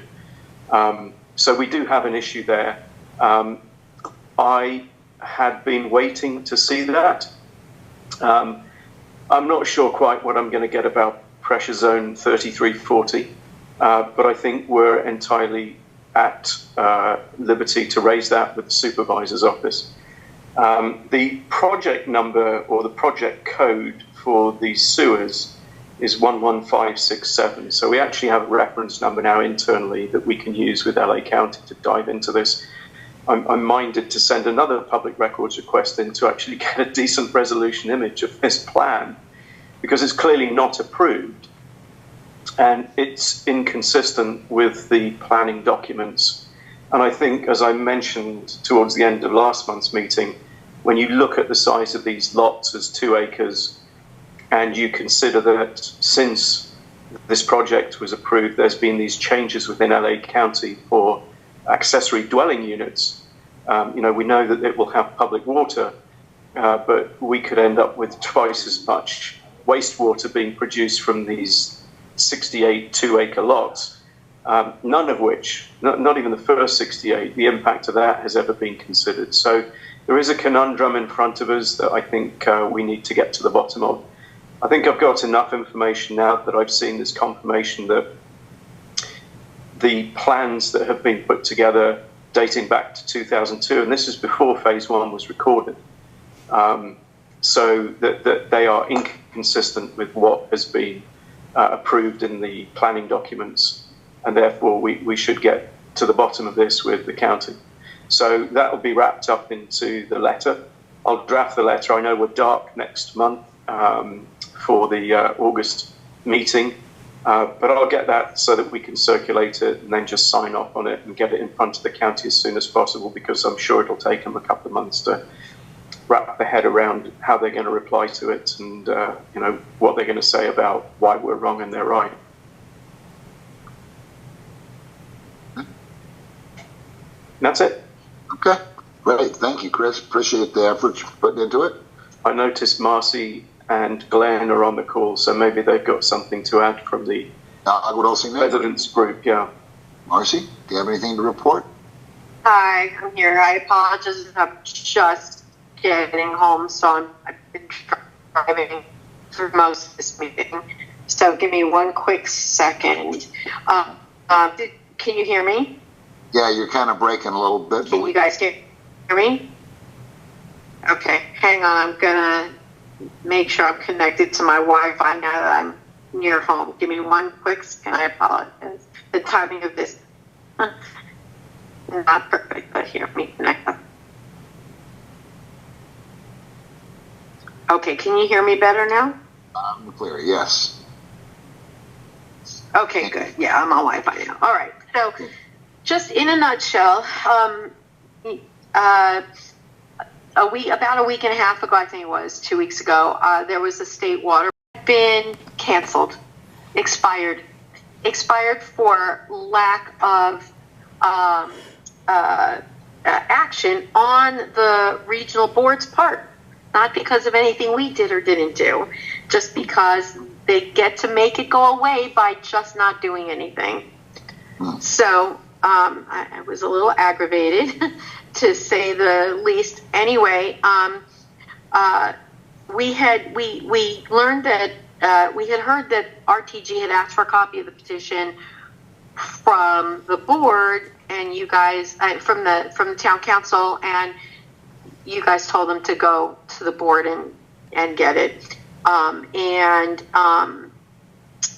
this petition somehow has been on the board's agenda for the past couple of months and is on their agenda again going forward, even though it's expired. So with all of this, we're kind of not totally convinced that the original grievance is actually completely off the table. I just don't know what's going on. The biggest part of this that's truly aggravating is that the regional nor the state water board ever bothered to inform the petitioners that this petition had expired. The reason I'm bringing this up to you now is I'm wondering if perhaps the town council might entertain the idea of writing a letter on the community's behalf to the elected officials of our area, Lackey or Wilk, to perhaps get an answer to them about why was it really why did they let it expire? Why didn't they take any action on it? Why did they not inform us of the potential for the expiration? Give some answers about how it just we went to the trouble of filing this grievance and these people just made it disappear. So what do you all think about that? Well, it's certainly the case that Tom Lackey and Scott Wilk have oversight over the State Water Board as an agency. So, it's quite possible that even though we, as you know from earlier in the meeting, we've written to ask what the status is to all the people who were on the copy list, it's quite possible they could choose to ignore the town council's letter. But if Assemblyman Lackey or Senator Wilk write to that agency on our behalf, then they are obligated to respond to it. That's my understanding from previous discussions with their representatives a couple of years ago. So I wouldn't object to that. I don't know what my fellow council members feel. I think it's rather, it's a bit cloak and dagger to just do nothing to make it go away. I mean, that's pretty disingenuous on their part. Right. That's when I learned of this in the way I learned of it, I was kind of speechless, which is not my normal MO. Yeah, it does also seem to be a little inconsistent with the fact that we got this misdirected public records request from RTG a few weeks ago asking for a copy of this as if we were the agency that had primacy over it. And Mary redirected them to go get the copy. So I don't understand why, unless it was something that was triggered by the fine that they appear to have got for these pollution and biologist transgressions that we talked about last month. Maybe the water boards basically said to them, hey, you've also got this grievance that was outstanding. So we can ask the people who are elected, who have oversight, if the rest of the council is open to that. I don't know. How do people feel about that? Can the attorney that we have that's working with the group help us? Well, we've certainly talked to him about this whole situation. Our hands were kind of tied as far as just going straight to the regional or state water boards, because this expiration happened apparently quite a while ago, and we were never made aware of it. We had no idea that they had taken that action or inaction to just let it die. So that puts us as just an interested party, basically. These as the listed petitioners, we really have no standing to do anything that they would ever even have to respond to. I mean, he could write a letter, but at this point in time, when we discussed it with him, we had a group discussion, and it was decided that the best route might be through our elected officials, because they have the standing of oversight over these boards. So that's the reason for going that route. But our elected officials are, kind of in more of a relationship with the town council than they are with us as simply voters to really actually do anything. And we feel like there might be a better chance of getting some attention on this if the initial contact with Wilker Lackey would come from the town council. I see that. I just don't. I mean, if they just automatically decide to expire this and kick it to the side, it seems like that are okay. Exactly. Don't you wish you could have that in your job? Here's the thing that kind of strikes me a little different is that you put forth an action, you put the effort into it to make the grievance. Yep. And yours expires, but none of their stuff ever expires. Exactly. Thank you. That's the part that's frustrating. It's like, right. What are the rules to the game? And, it just seems to me like continuously they can continue on something that's outdated, and yet you do something currently and you get shot down because they don't have to do a thing about it. I mean, exactly. I was saying the same things that you're saying and shaking my head just like you are today when we had this discussion and when I was on the water board meeting, last week or the week before, and was interrupted and told I couldn't speak because I couldn't even speak in the public forum section of the meeting because our grievance had been expired by their inaction. So that's where, basically at this point in time, we have no standing whatsoever with or without our attorney. We have no standing to do anything, whereas the elected officials have this, they're in a position of oversight over the water board. So it seems like they would be the logical route to take. And coming from the town council, we feel like that might be the best course to take to get somebody's attention.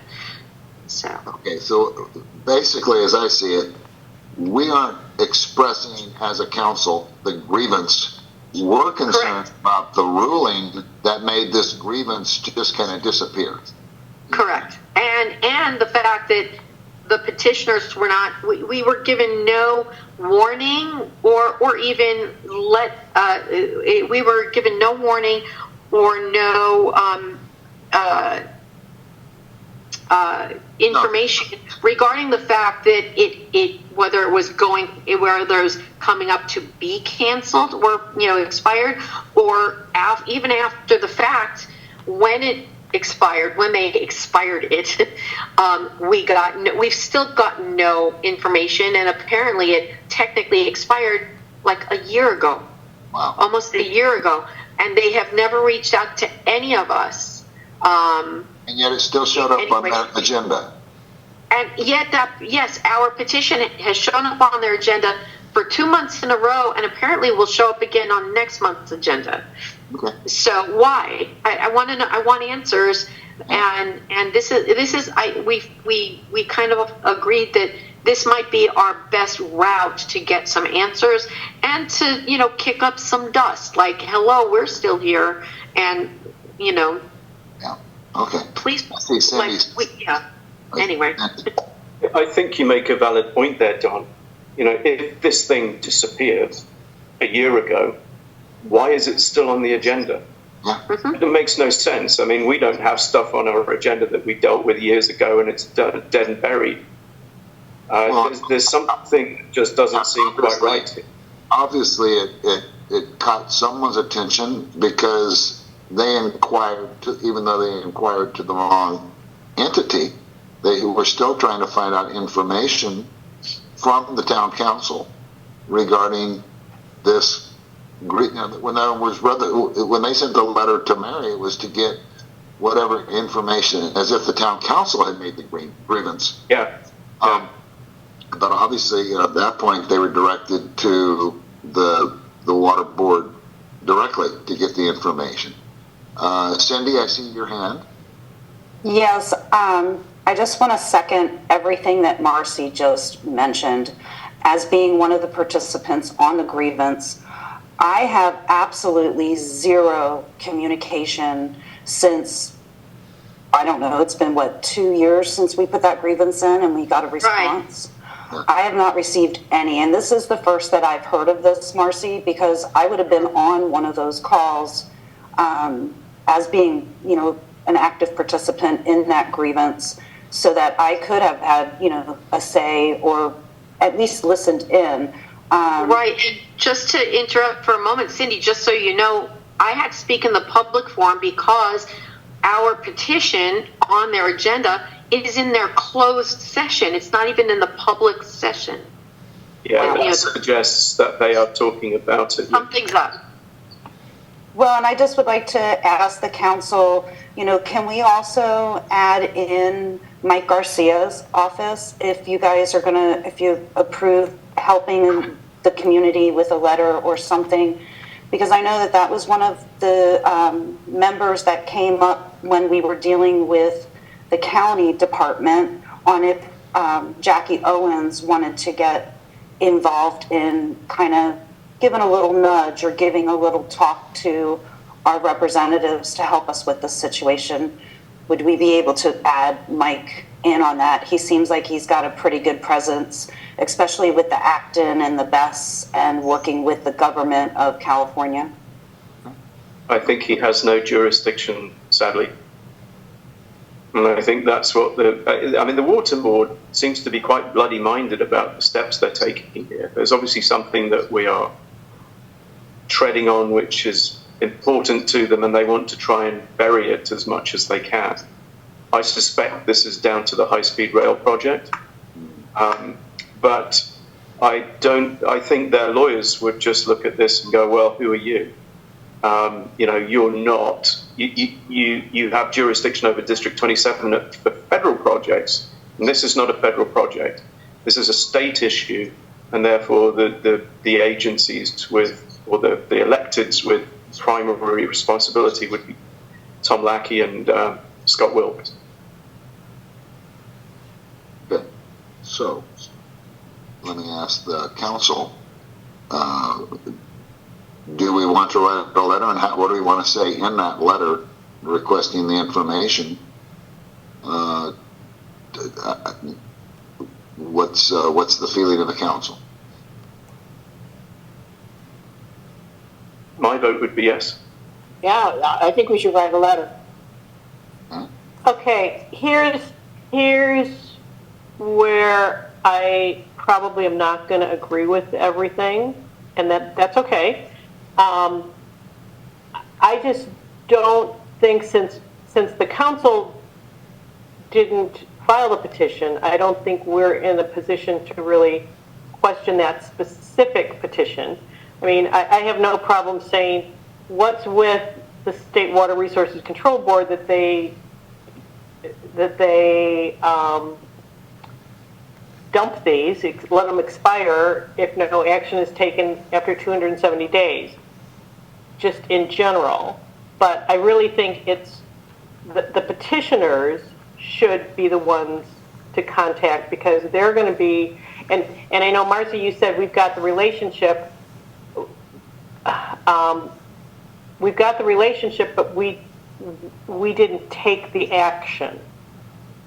I was asking, so not on the board, not on the town council's behalf, but that the town council supporting the Agua Dulce neighbors and reaching out to Wilk and Lackey to help us, and then from that point forward, they can, I'm happy to deal with them, or give them information or do whatever, but just to make kind of almost like an introduction, we have this group of neighbors who did this, and this is what has happened to them. And, as a town council, we would like to see you support them or something like, along those lines. Not so much that the town council is getting,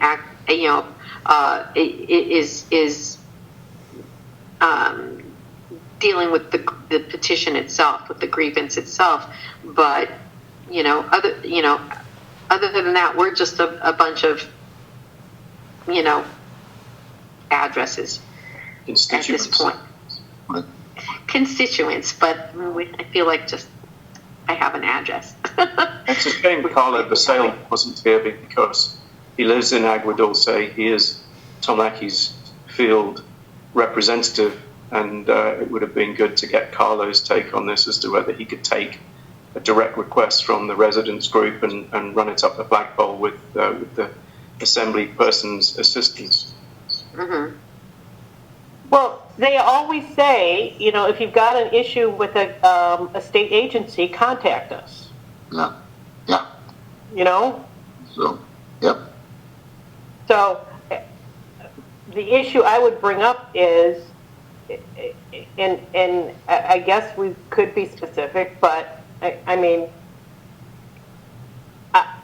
actually think if however many people, if you had, the 10 petitioners, all 10 petitioners called Latkey's office and Wilk's office and said the exact same thing, I think numbers are going to talk there. But I don't know. I've got mixed emotions about this as to how effective we will be. My sense is that you guys, with the first shot, would be more effective than a bunch of strangers with a lawyer. You know what I mean? As far as the elected officials go. Well, I'm thinking along the lines that during our old business discussion regarding the RTG project, it was brought to our attention that the grievance that was recorded or handed in or whatever was ignored, and by ignoring it, it wasn't voted on up or down, and our concern is going forward. Is our voice being heard at all? Man, that's the big concern I've got at this point. Exactly. That's exactly what I said when I heard about this. Why have a grievance process? What's the point? Yeah, well, it's like you get lip service. They have a portal to where you can file this grievance, mm-hmm. but they don't have to do a thing to it, and it'll just go away. So right. That's the part. They allow you to vent, but there's no action taken. Right. And that's kind of what we've been facing, with dealing with the different agencies that we've had discussion with. We really haven't. No matter, we've probably written 10 or 12 letters, and I don't know if we've had any definite positive response from any of them. That's, it's mind-bending. I find it mind-bending that there's just a whole lot of ignoring. Yeah. And they ignore long enough, and then all of a sudden it's the old divide and conquer theory. Right. Right. It'll just die on the vine. Mm-hmm. Okay. Well, what's the board's opinion? this point, or the town council.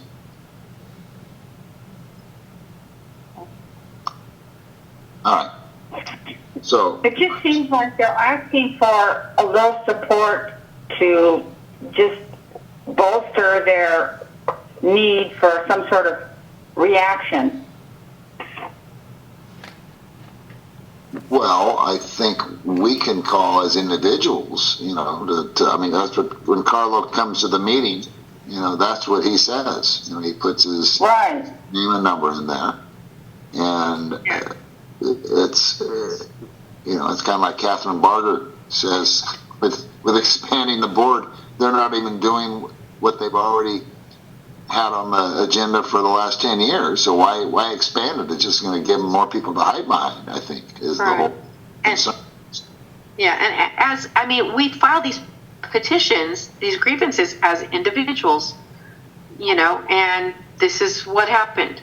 Yeah. So clearly, as individuals, we got ignored completely. Yeah. And so, I don't know that the town council wouldn't get ignored completely, but it seems like you all have a relationship with Wilk's office and with Lackey's office that, perhaps, they would at least notice that this communication is coming from someone, from a group they have a relationship with. Mm-hmm. Mm-hmm. Well, they definitely give their reports, when they show up at our meetings. They give the reports as to what's going on the state level and whatnot. Cindy, I see your hand. Yes, I was just wondering, would the September Town Council meeting be a great forum for us to invite those representatives, make sure that they're here, and then have some of the petitioners be on the council meetings so that we have it kind of documented on where we are, and that we actually took the town council liaison side to work with our state representatives? Would that be a benefit for us?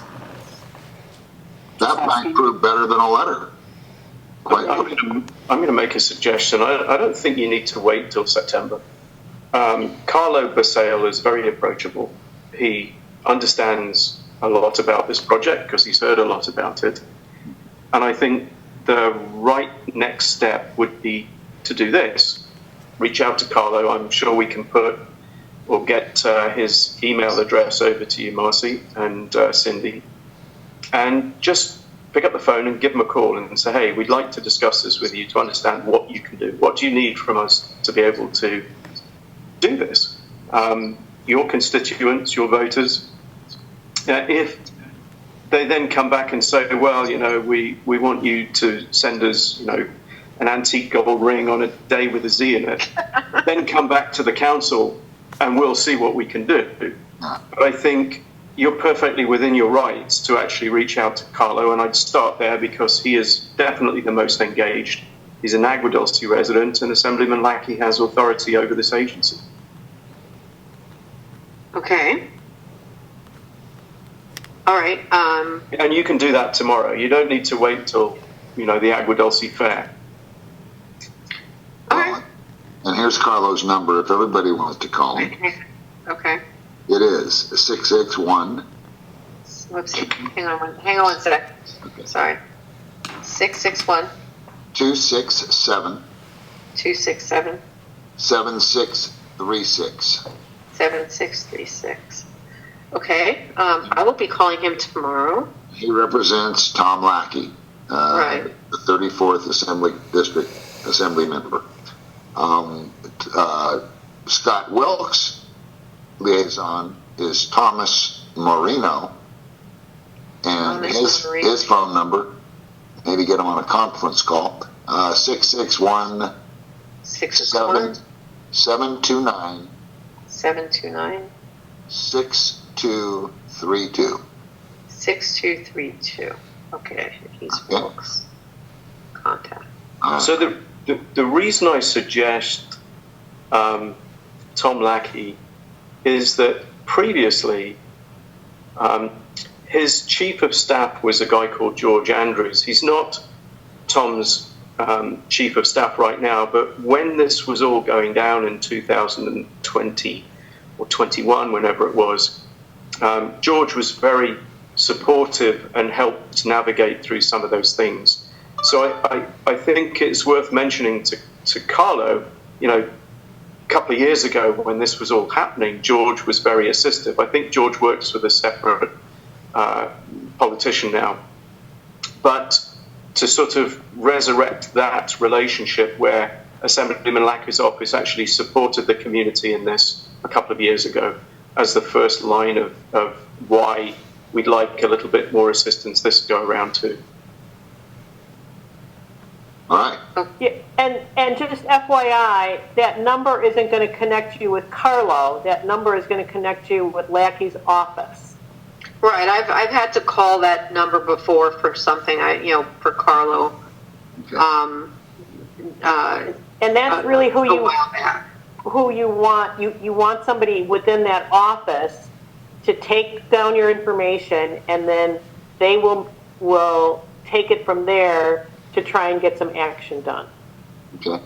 I think that's really the best way, because I'm not sure if, Carlo's going to say call the office. Yeah. Well, that's the number. Carlo's also got his email address in our agenda for tonight's meeting. Okay. You want to send an email to him, and the same thing with Thomas Marino, who is with Scott Wilk. But I agree. George was also involved with the high-speed rail meeting several times, and he seems to be a go-getter. But I think now is when you need their help, and I think that's where we'll find out what's going on. All right. Okay. Thank you. I don't know if this was the number you gave her for Carlos, but I have the direct number to him, 661-713-6123. Okay. 6123. 713. Yeah, 713. Yes. 713-6123. 123. Yes. Okay, and that's Carlos's direct number. Okay. All right. Thank you. Mm-hmm. All right. That brings us to the President's report for tonight's meeting. 2024 Town Council meeting format. Tonight we're having it as virtual only. And we've agreed to have our meetings in March, June, September, and December to be hybrid, which is both in-person and virtual. So our next meeting, which will be September, that will be an in-person meeting, and it will be at the Agua Dulce Wellness Club. So we look forward to seeing everybody there. Incoming correspondence for action. We have the, biannual. Wow, what is that? Semi-annual. What's the term for that? Biannual? Twice a year. The Land, Sea, Air Agua Dulce agenda requirement. Action for response. So if someone wants to make a motion that we continue responding the way we responded for the last while. Yeah, just FYI, the Agua Dulce Airport is required to send the council a letter every 6 months asking if the council wants to agendize the airport for community discussion issues. The condition was included in their permit so the community would have access and meaningful discussion of community airport issues. And we've always said if somebody comes to us and says that they have some issues about the airport that they want to discuss, they start with us, and then we kind of would decide if it warrants having the airport agendized. So in the past, we've just sent a standard letter that said, we're not going to initiate agendizing, but if we receive a request in the future, we'll accommodate that request. Yes. So I do have a question. Yes. Don, I think you mentioned that Wayne Spear passed away. Yes. So Wayne was obviously very committed to the airport. What is his estate going to do with the airport? And is it worth asking that question so we understand whether there's a question mark over its future and what might happen? I think the airport staff would be equipped to answer a question like that. You know, I think that they would be forthcoming if they had something that they wanted to share. I have not. I mean, he was a pretty reserved person. I haven't heard anything, and you know, it was a private ownership, so it's not like it was a public business or public entity that purchased the airport. I don't know. I mean, I think does anybody? Let's open it up to anybody who's here. Has anybody heard of any changes that are happening at the airport? Yeah. As a airport hangar owner over there, we have not heard anything. So. Okay. So that up to where the business kind of took care of itself through the different phases.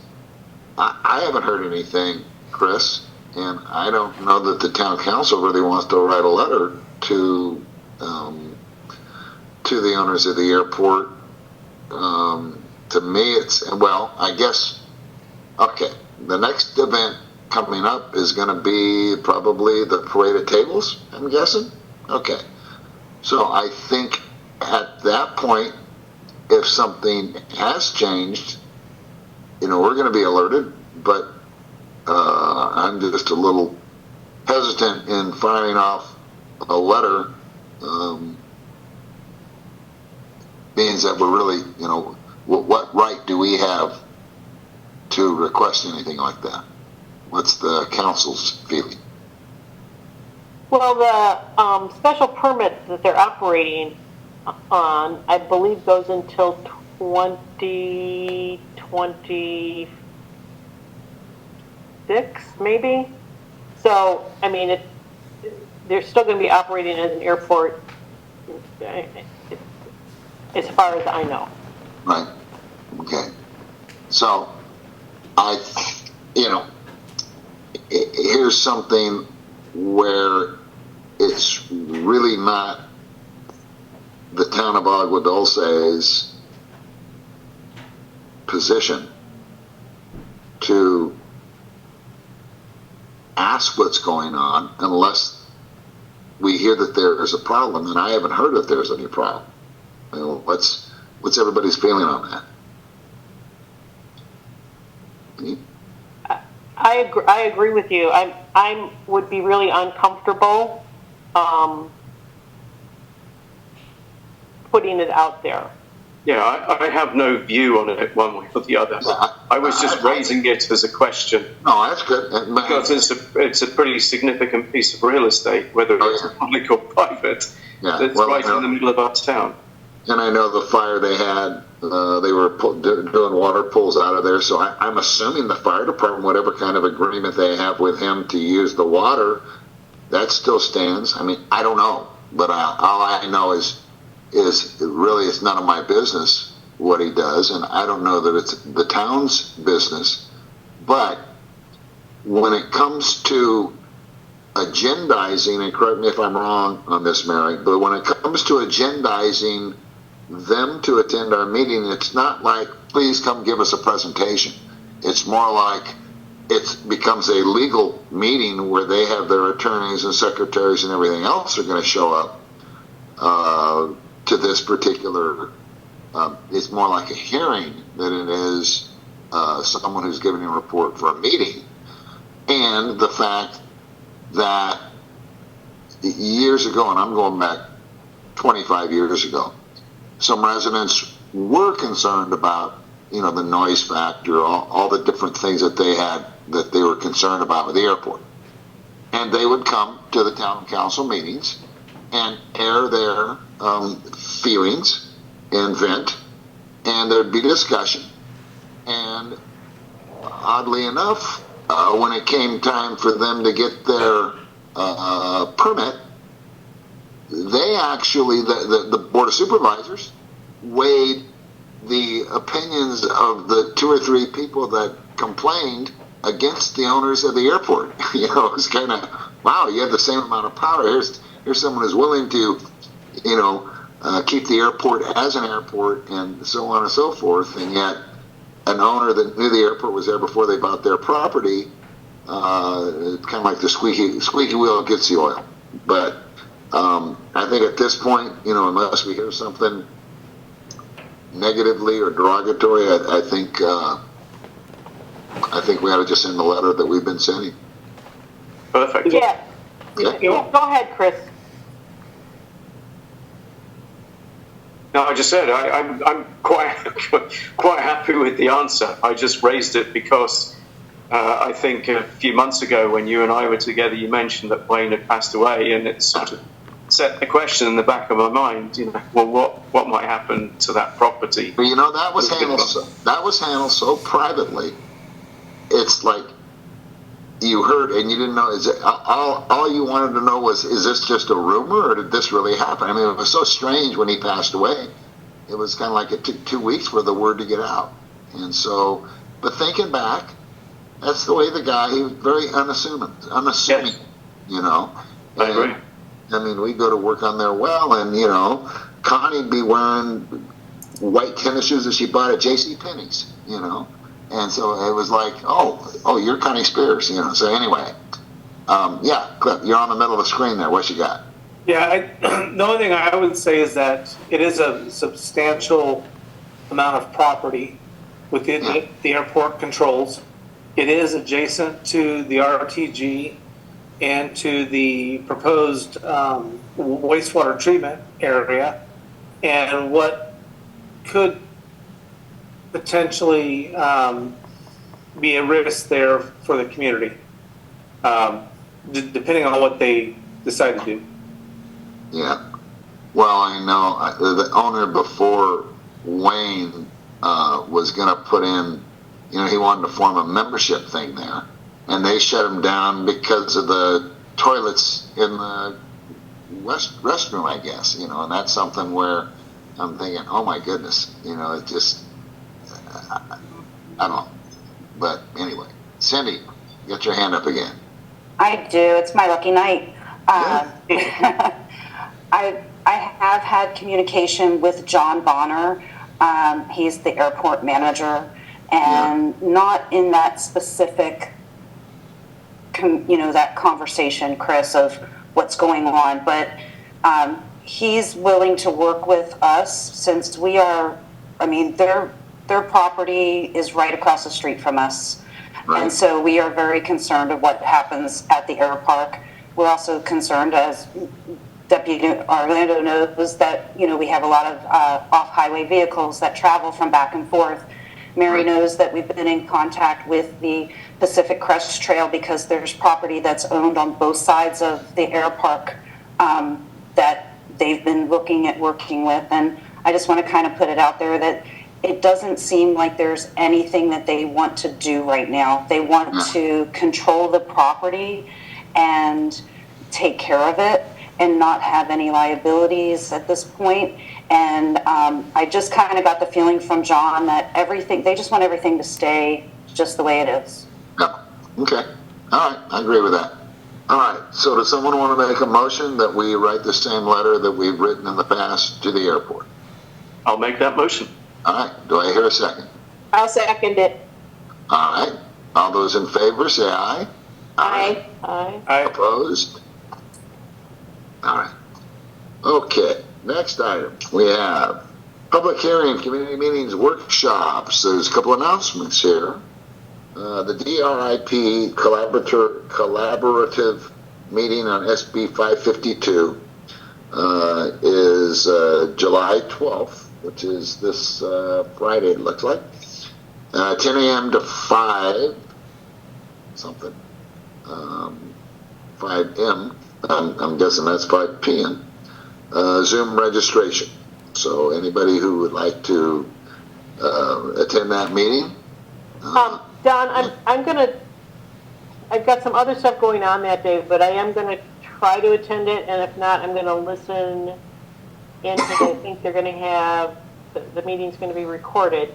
Okay. Because when I looked at the agenda, there's a part of it that says SB 552 private domestic wells. Yeah.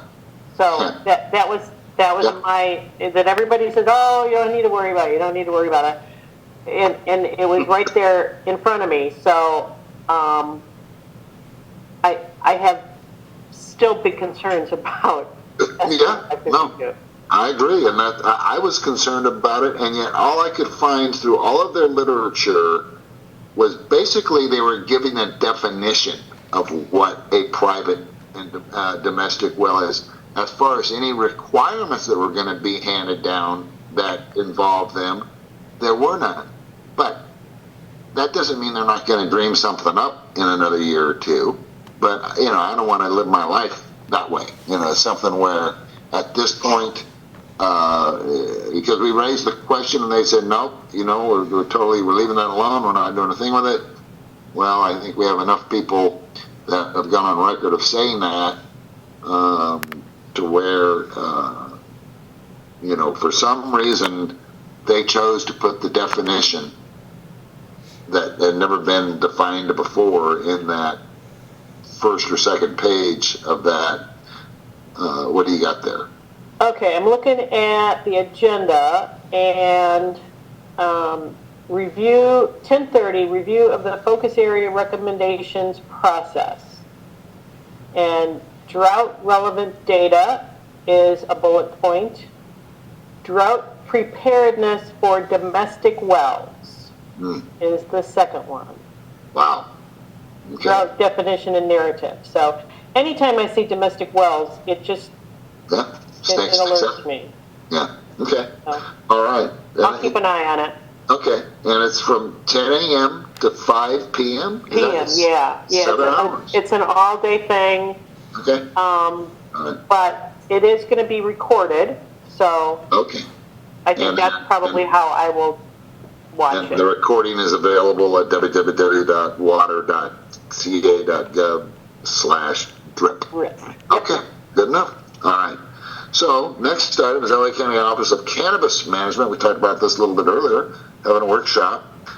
Candid conversation about cannabis summer workshop series. July is a history of the war on drugs. August is informed cannabis use. And September is Cannabis 101. But the meeting, the online workshop that's going to be held, that's online. They're actually going to have at the library, an in-person. Yeah, that's July 22nd. That's July 22nd. 6:30. That has to do with a business function. Right. Okay. All right. And that's, I think, on the website. Monday the 22nd, 5 till 6:30, and I put the URL in the comments for Eventbrite where you can go and register to attend. You need to take a shot of that QR code. Okay. Already waded through the Office of Cannabis Management's website. Yeah. Okay. So, Water Rebel All Day event down in Carson, California. Symposium on renewable, reliable local water supply in Los Angeles County.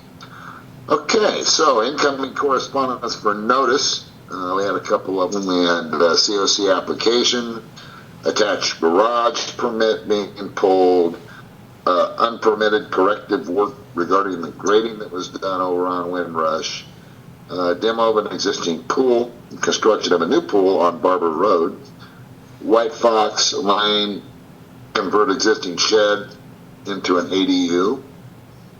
Good luck. Beauty Vista Lane, retroactive approval for barn and grading completed on the property for horses, and also a COC application for a parcel number here. So that brings us to the open forum portion of the meeting, which looking at is about 20 about 9:30. We're going to get 2.5 minutes if someone wants to say whatever. And if no one wants to say whatever, that's fine. I don't see any hands up. Nobody's speaking up. Okay. So that's it for open forum. High-speed rail update. Who would like to give an update on the high-speed rail? It's pretty cut and dried. It's pretty The board approved the preferred alternative, which is the SR 14A, which runs along the 14. Most of it's underground through Acton, and it pops up at grade down by Agua Dulce. Agua Dulce, across the Agua Dulce Canyon, just south of the freeway. Yep. All right. Thank you for that update. New business? I don't think we have any. Committee reports. Oh, Rosie. Yeah, she's still here. Rosie. I'm here. Okay. How's your turn? Yeah. Okay. Nomination period is now open. Applications are available online at the Agua Dulce Town Council website, social media, via email from the Agua Dulce Town Council and the Agua Dulce Town Council Election Committee. Also, you can pick up forms at the Agua Dulce hardware store and at several locations within the town. Absentee ballots applications will also be available from the same sources. Eligibility for the requirements to run for the town council must be a legal resident within the Agua Dulce charter boundary for 1 year prior to the registration for candidacy as of November 5, 2024. Also, they must be registered with the County of Los Angeles to vote in Agua Dulce. All candidates must pay a $50 non-refundable application fee, and no candidate shall be a current member of the Agua Dulce Town Council Election Committee. That means I cannot run for the Town Council. Shucks. Yeah, shucks, okay. Candidate applications are due, and last day of withdrawal of application is September 21st, 8 p.m. Verifications of candidates' declaration of election is September 26th. Last date for receipt of absentee ballot application is due by 8 p.m. on October 22nd, and the election day is on November 5th. We'll have the polling at the Agua Dulce Women's Club, and currently there are 4 open seats for a 2-year term expiring December 2024, and then they will last. The expiring date, the 2-year expiring date is December 13, 2026. Incumbents are Mary Johnson, Candy Clemente, Catherine Segura, and Cliff Grimes. I will ask each one of you if you would like me to add your name to the Agua Dulce Town Council candidacy, starting with Mary Johnson. Can I add you to the list? Mary. You are mute. I guess yes. I did. Oh yeah, you're in. We're glad. We're happy. We need workers. Okay, next is Candy Clemente. Are you around? Candy? Yes. Yes, you want to be into. Okay. Catherine Segura? Yes. Okay, good. This is good. Cliff Grimes? Yes. All right, so we got everybody joining the town council. Now, there is no limit to the number of candidacies allowed to run for the Agua Dulce Town Council. So anybody can run, and then we will have, I hope not, but I cannot say that because I'm an election committee. Anyway, yeah. Any questions, if anybody has, you can call me, or you can call Trish. She'll have the forms. Trish Brewer, you have my number, I'm sure, and my email address. If not, it is somewhere there in the town council. So thank you very much to everybody, and you will be able to. We'll send you the forms like within a week. Okay. We'll get an email. Okay. Okay. Thank you. The thing you gotta do is pay the $50. I keep that, and then you can fill out the forms before the due dates. Okay. All right. Great. Thank you. Thank you. Thank you, Rosie. I appreciate it. Welcome. Sure. Okay. Film committee report. Slow month, there was only 3. 3. Okay, Parks and Trails, Mary. I was supposed to follow up with Vasquez Rocks with their equestrian policy for rain, and I haven't done that, but I will get that done before the end of the month. And I'm going to copy Stephanie English on it, because I think that will step it up a little bit. Yeah, definitely. Okay, good enough. Water stewardship, that's me. Hey, it's been hot recently, if you haven't noticed. And people are using more water, so you just want to make sure you got no drips, make sure your toilet flappers are all sealing off when you flush your toilet. Because really the only problem we've had this year is from people that, like the guy called today, his dog opened up the hose bib and drained his 3,000-gallon tank. Well, that happens. When that happens, you either wait for your tank, your well to fill the tank back up, or you call one of the water hauling companies. So other than those kind of mishaps,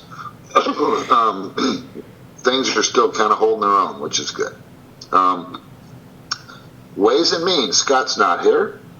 Disaster planning, Gary's not here, but Chris is. Chris, you got anything to report on? Nope. Okay. And then other than that, that's about it. So the announcements we have, household hazardous waste and e-waste collection. Remember, it's first and third Saturday of each month. Association of Town Council next meeting is July 31st at 7 o'clock via Zoom. Possibly dark. We don't know. Okay, so you'll have to tune in.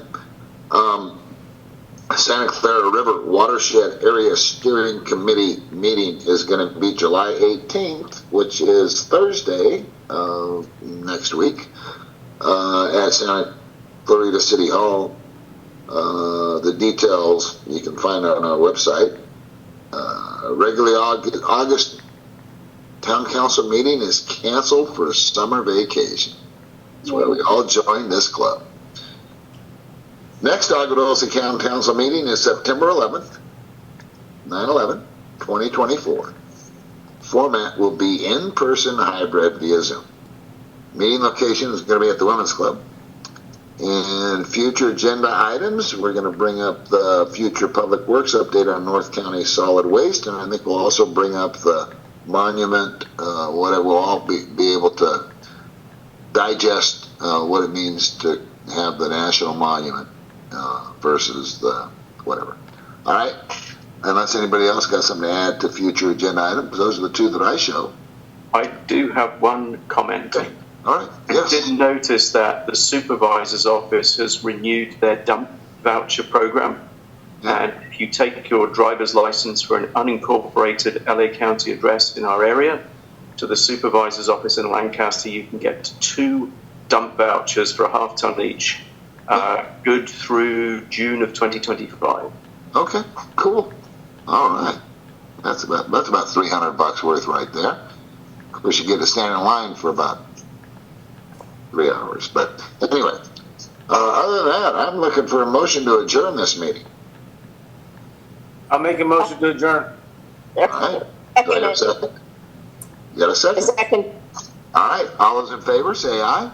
Aye. Aye. Aye. This meeting is officially adjourned until we meet again in September in person. I'm looking Good night. Good night. Good night. Thank you. Hi, Rosie. Bye-bye, everybody.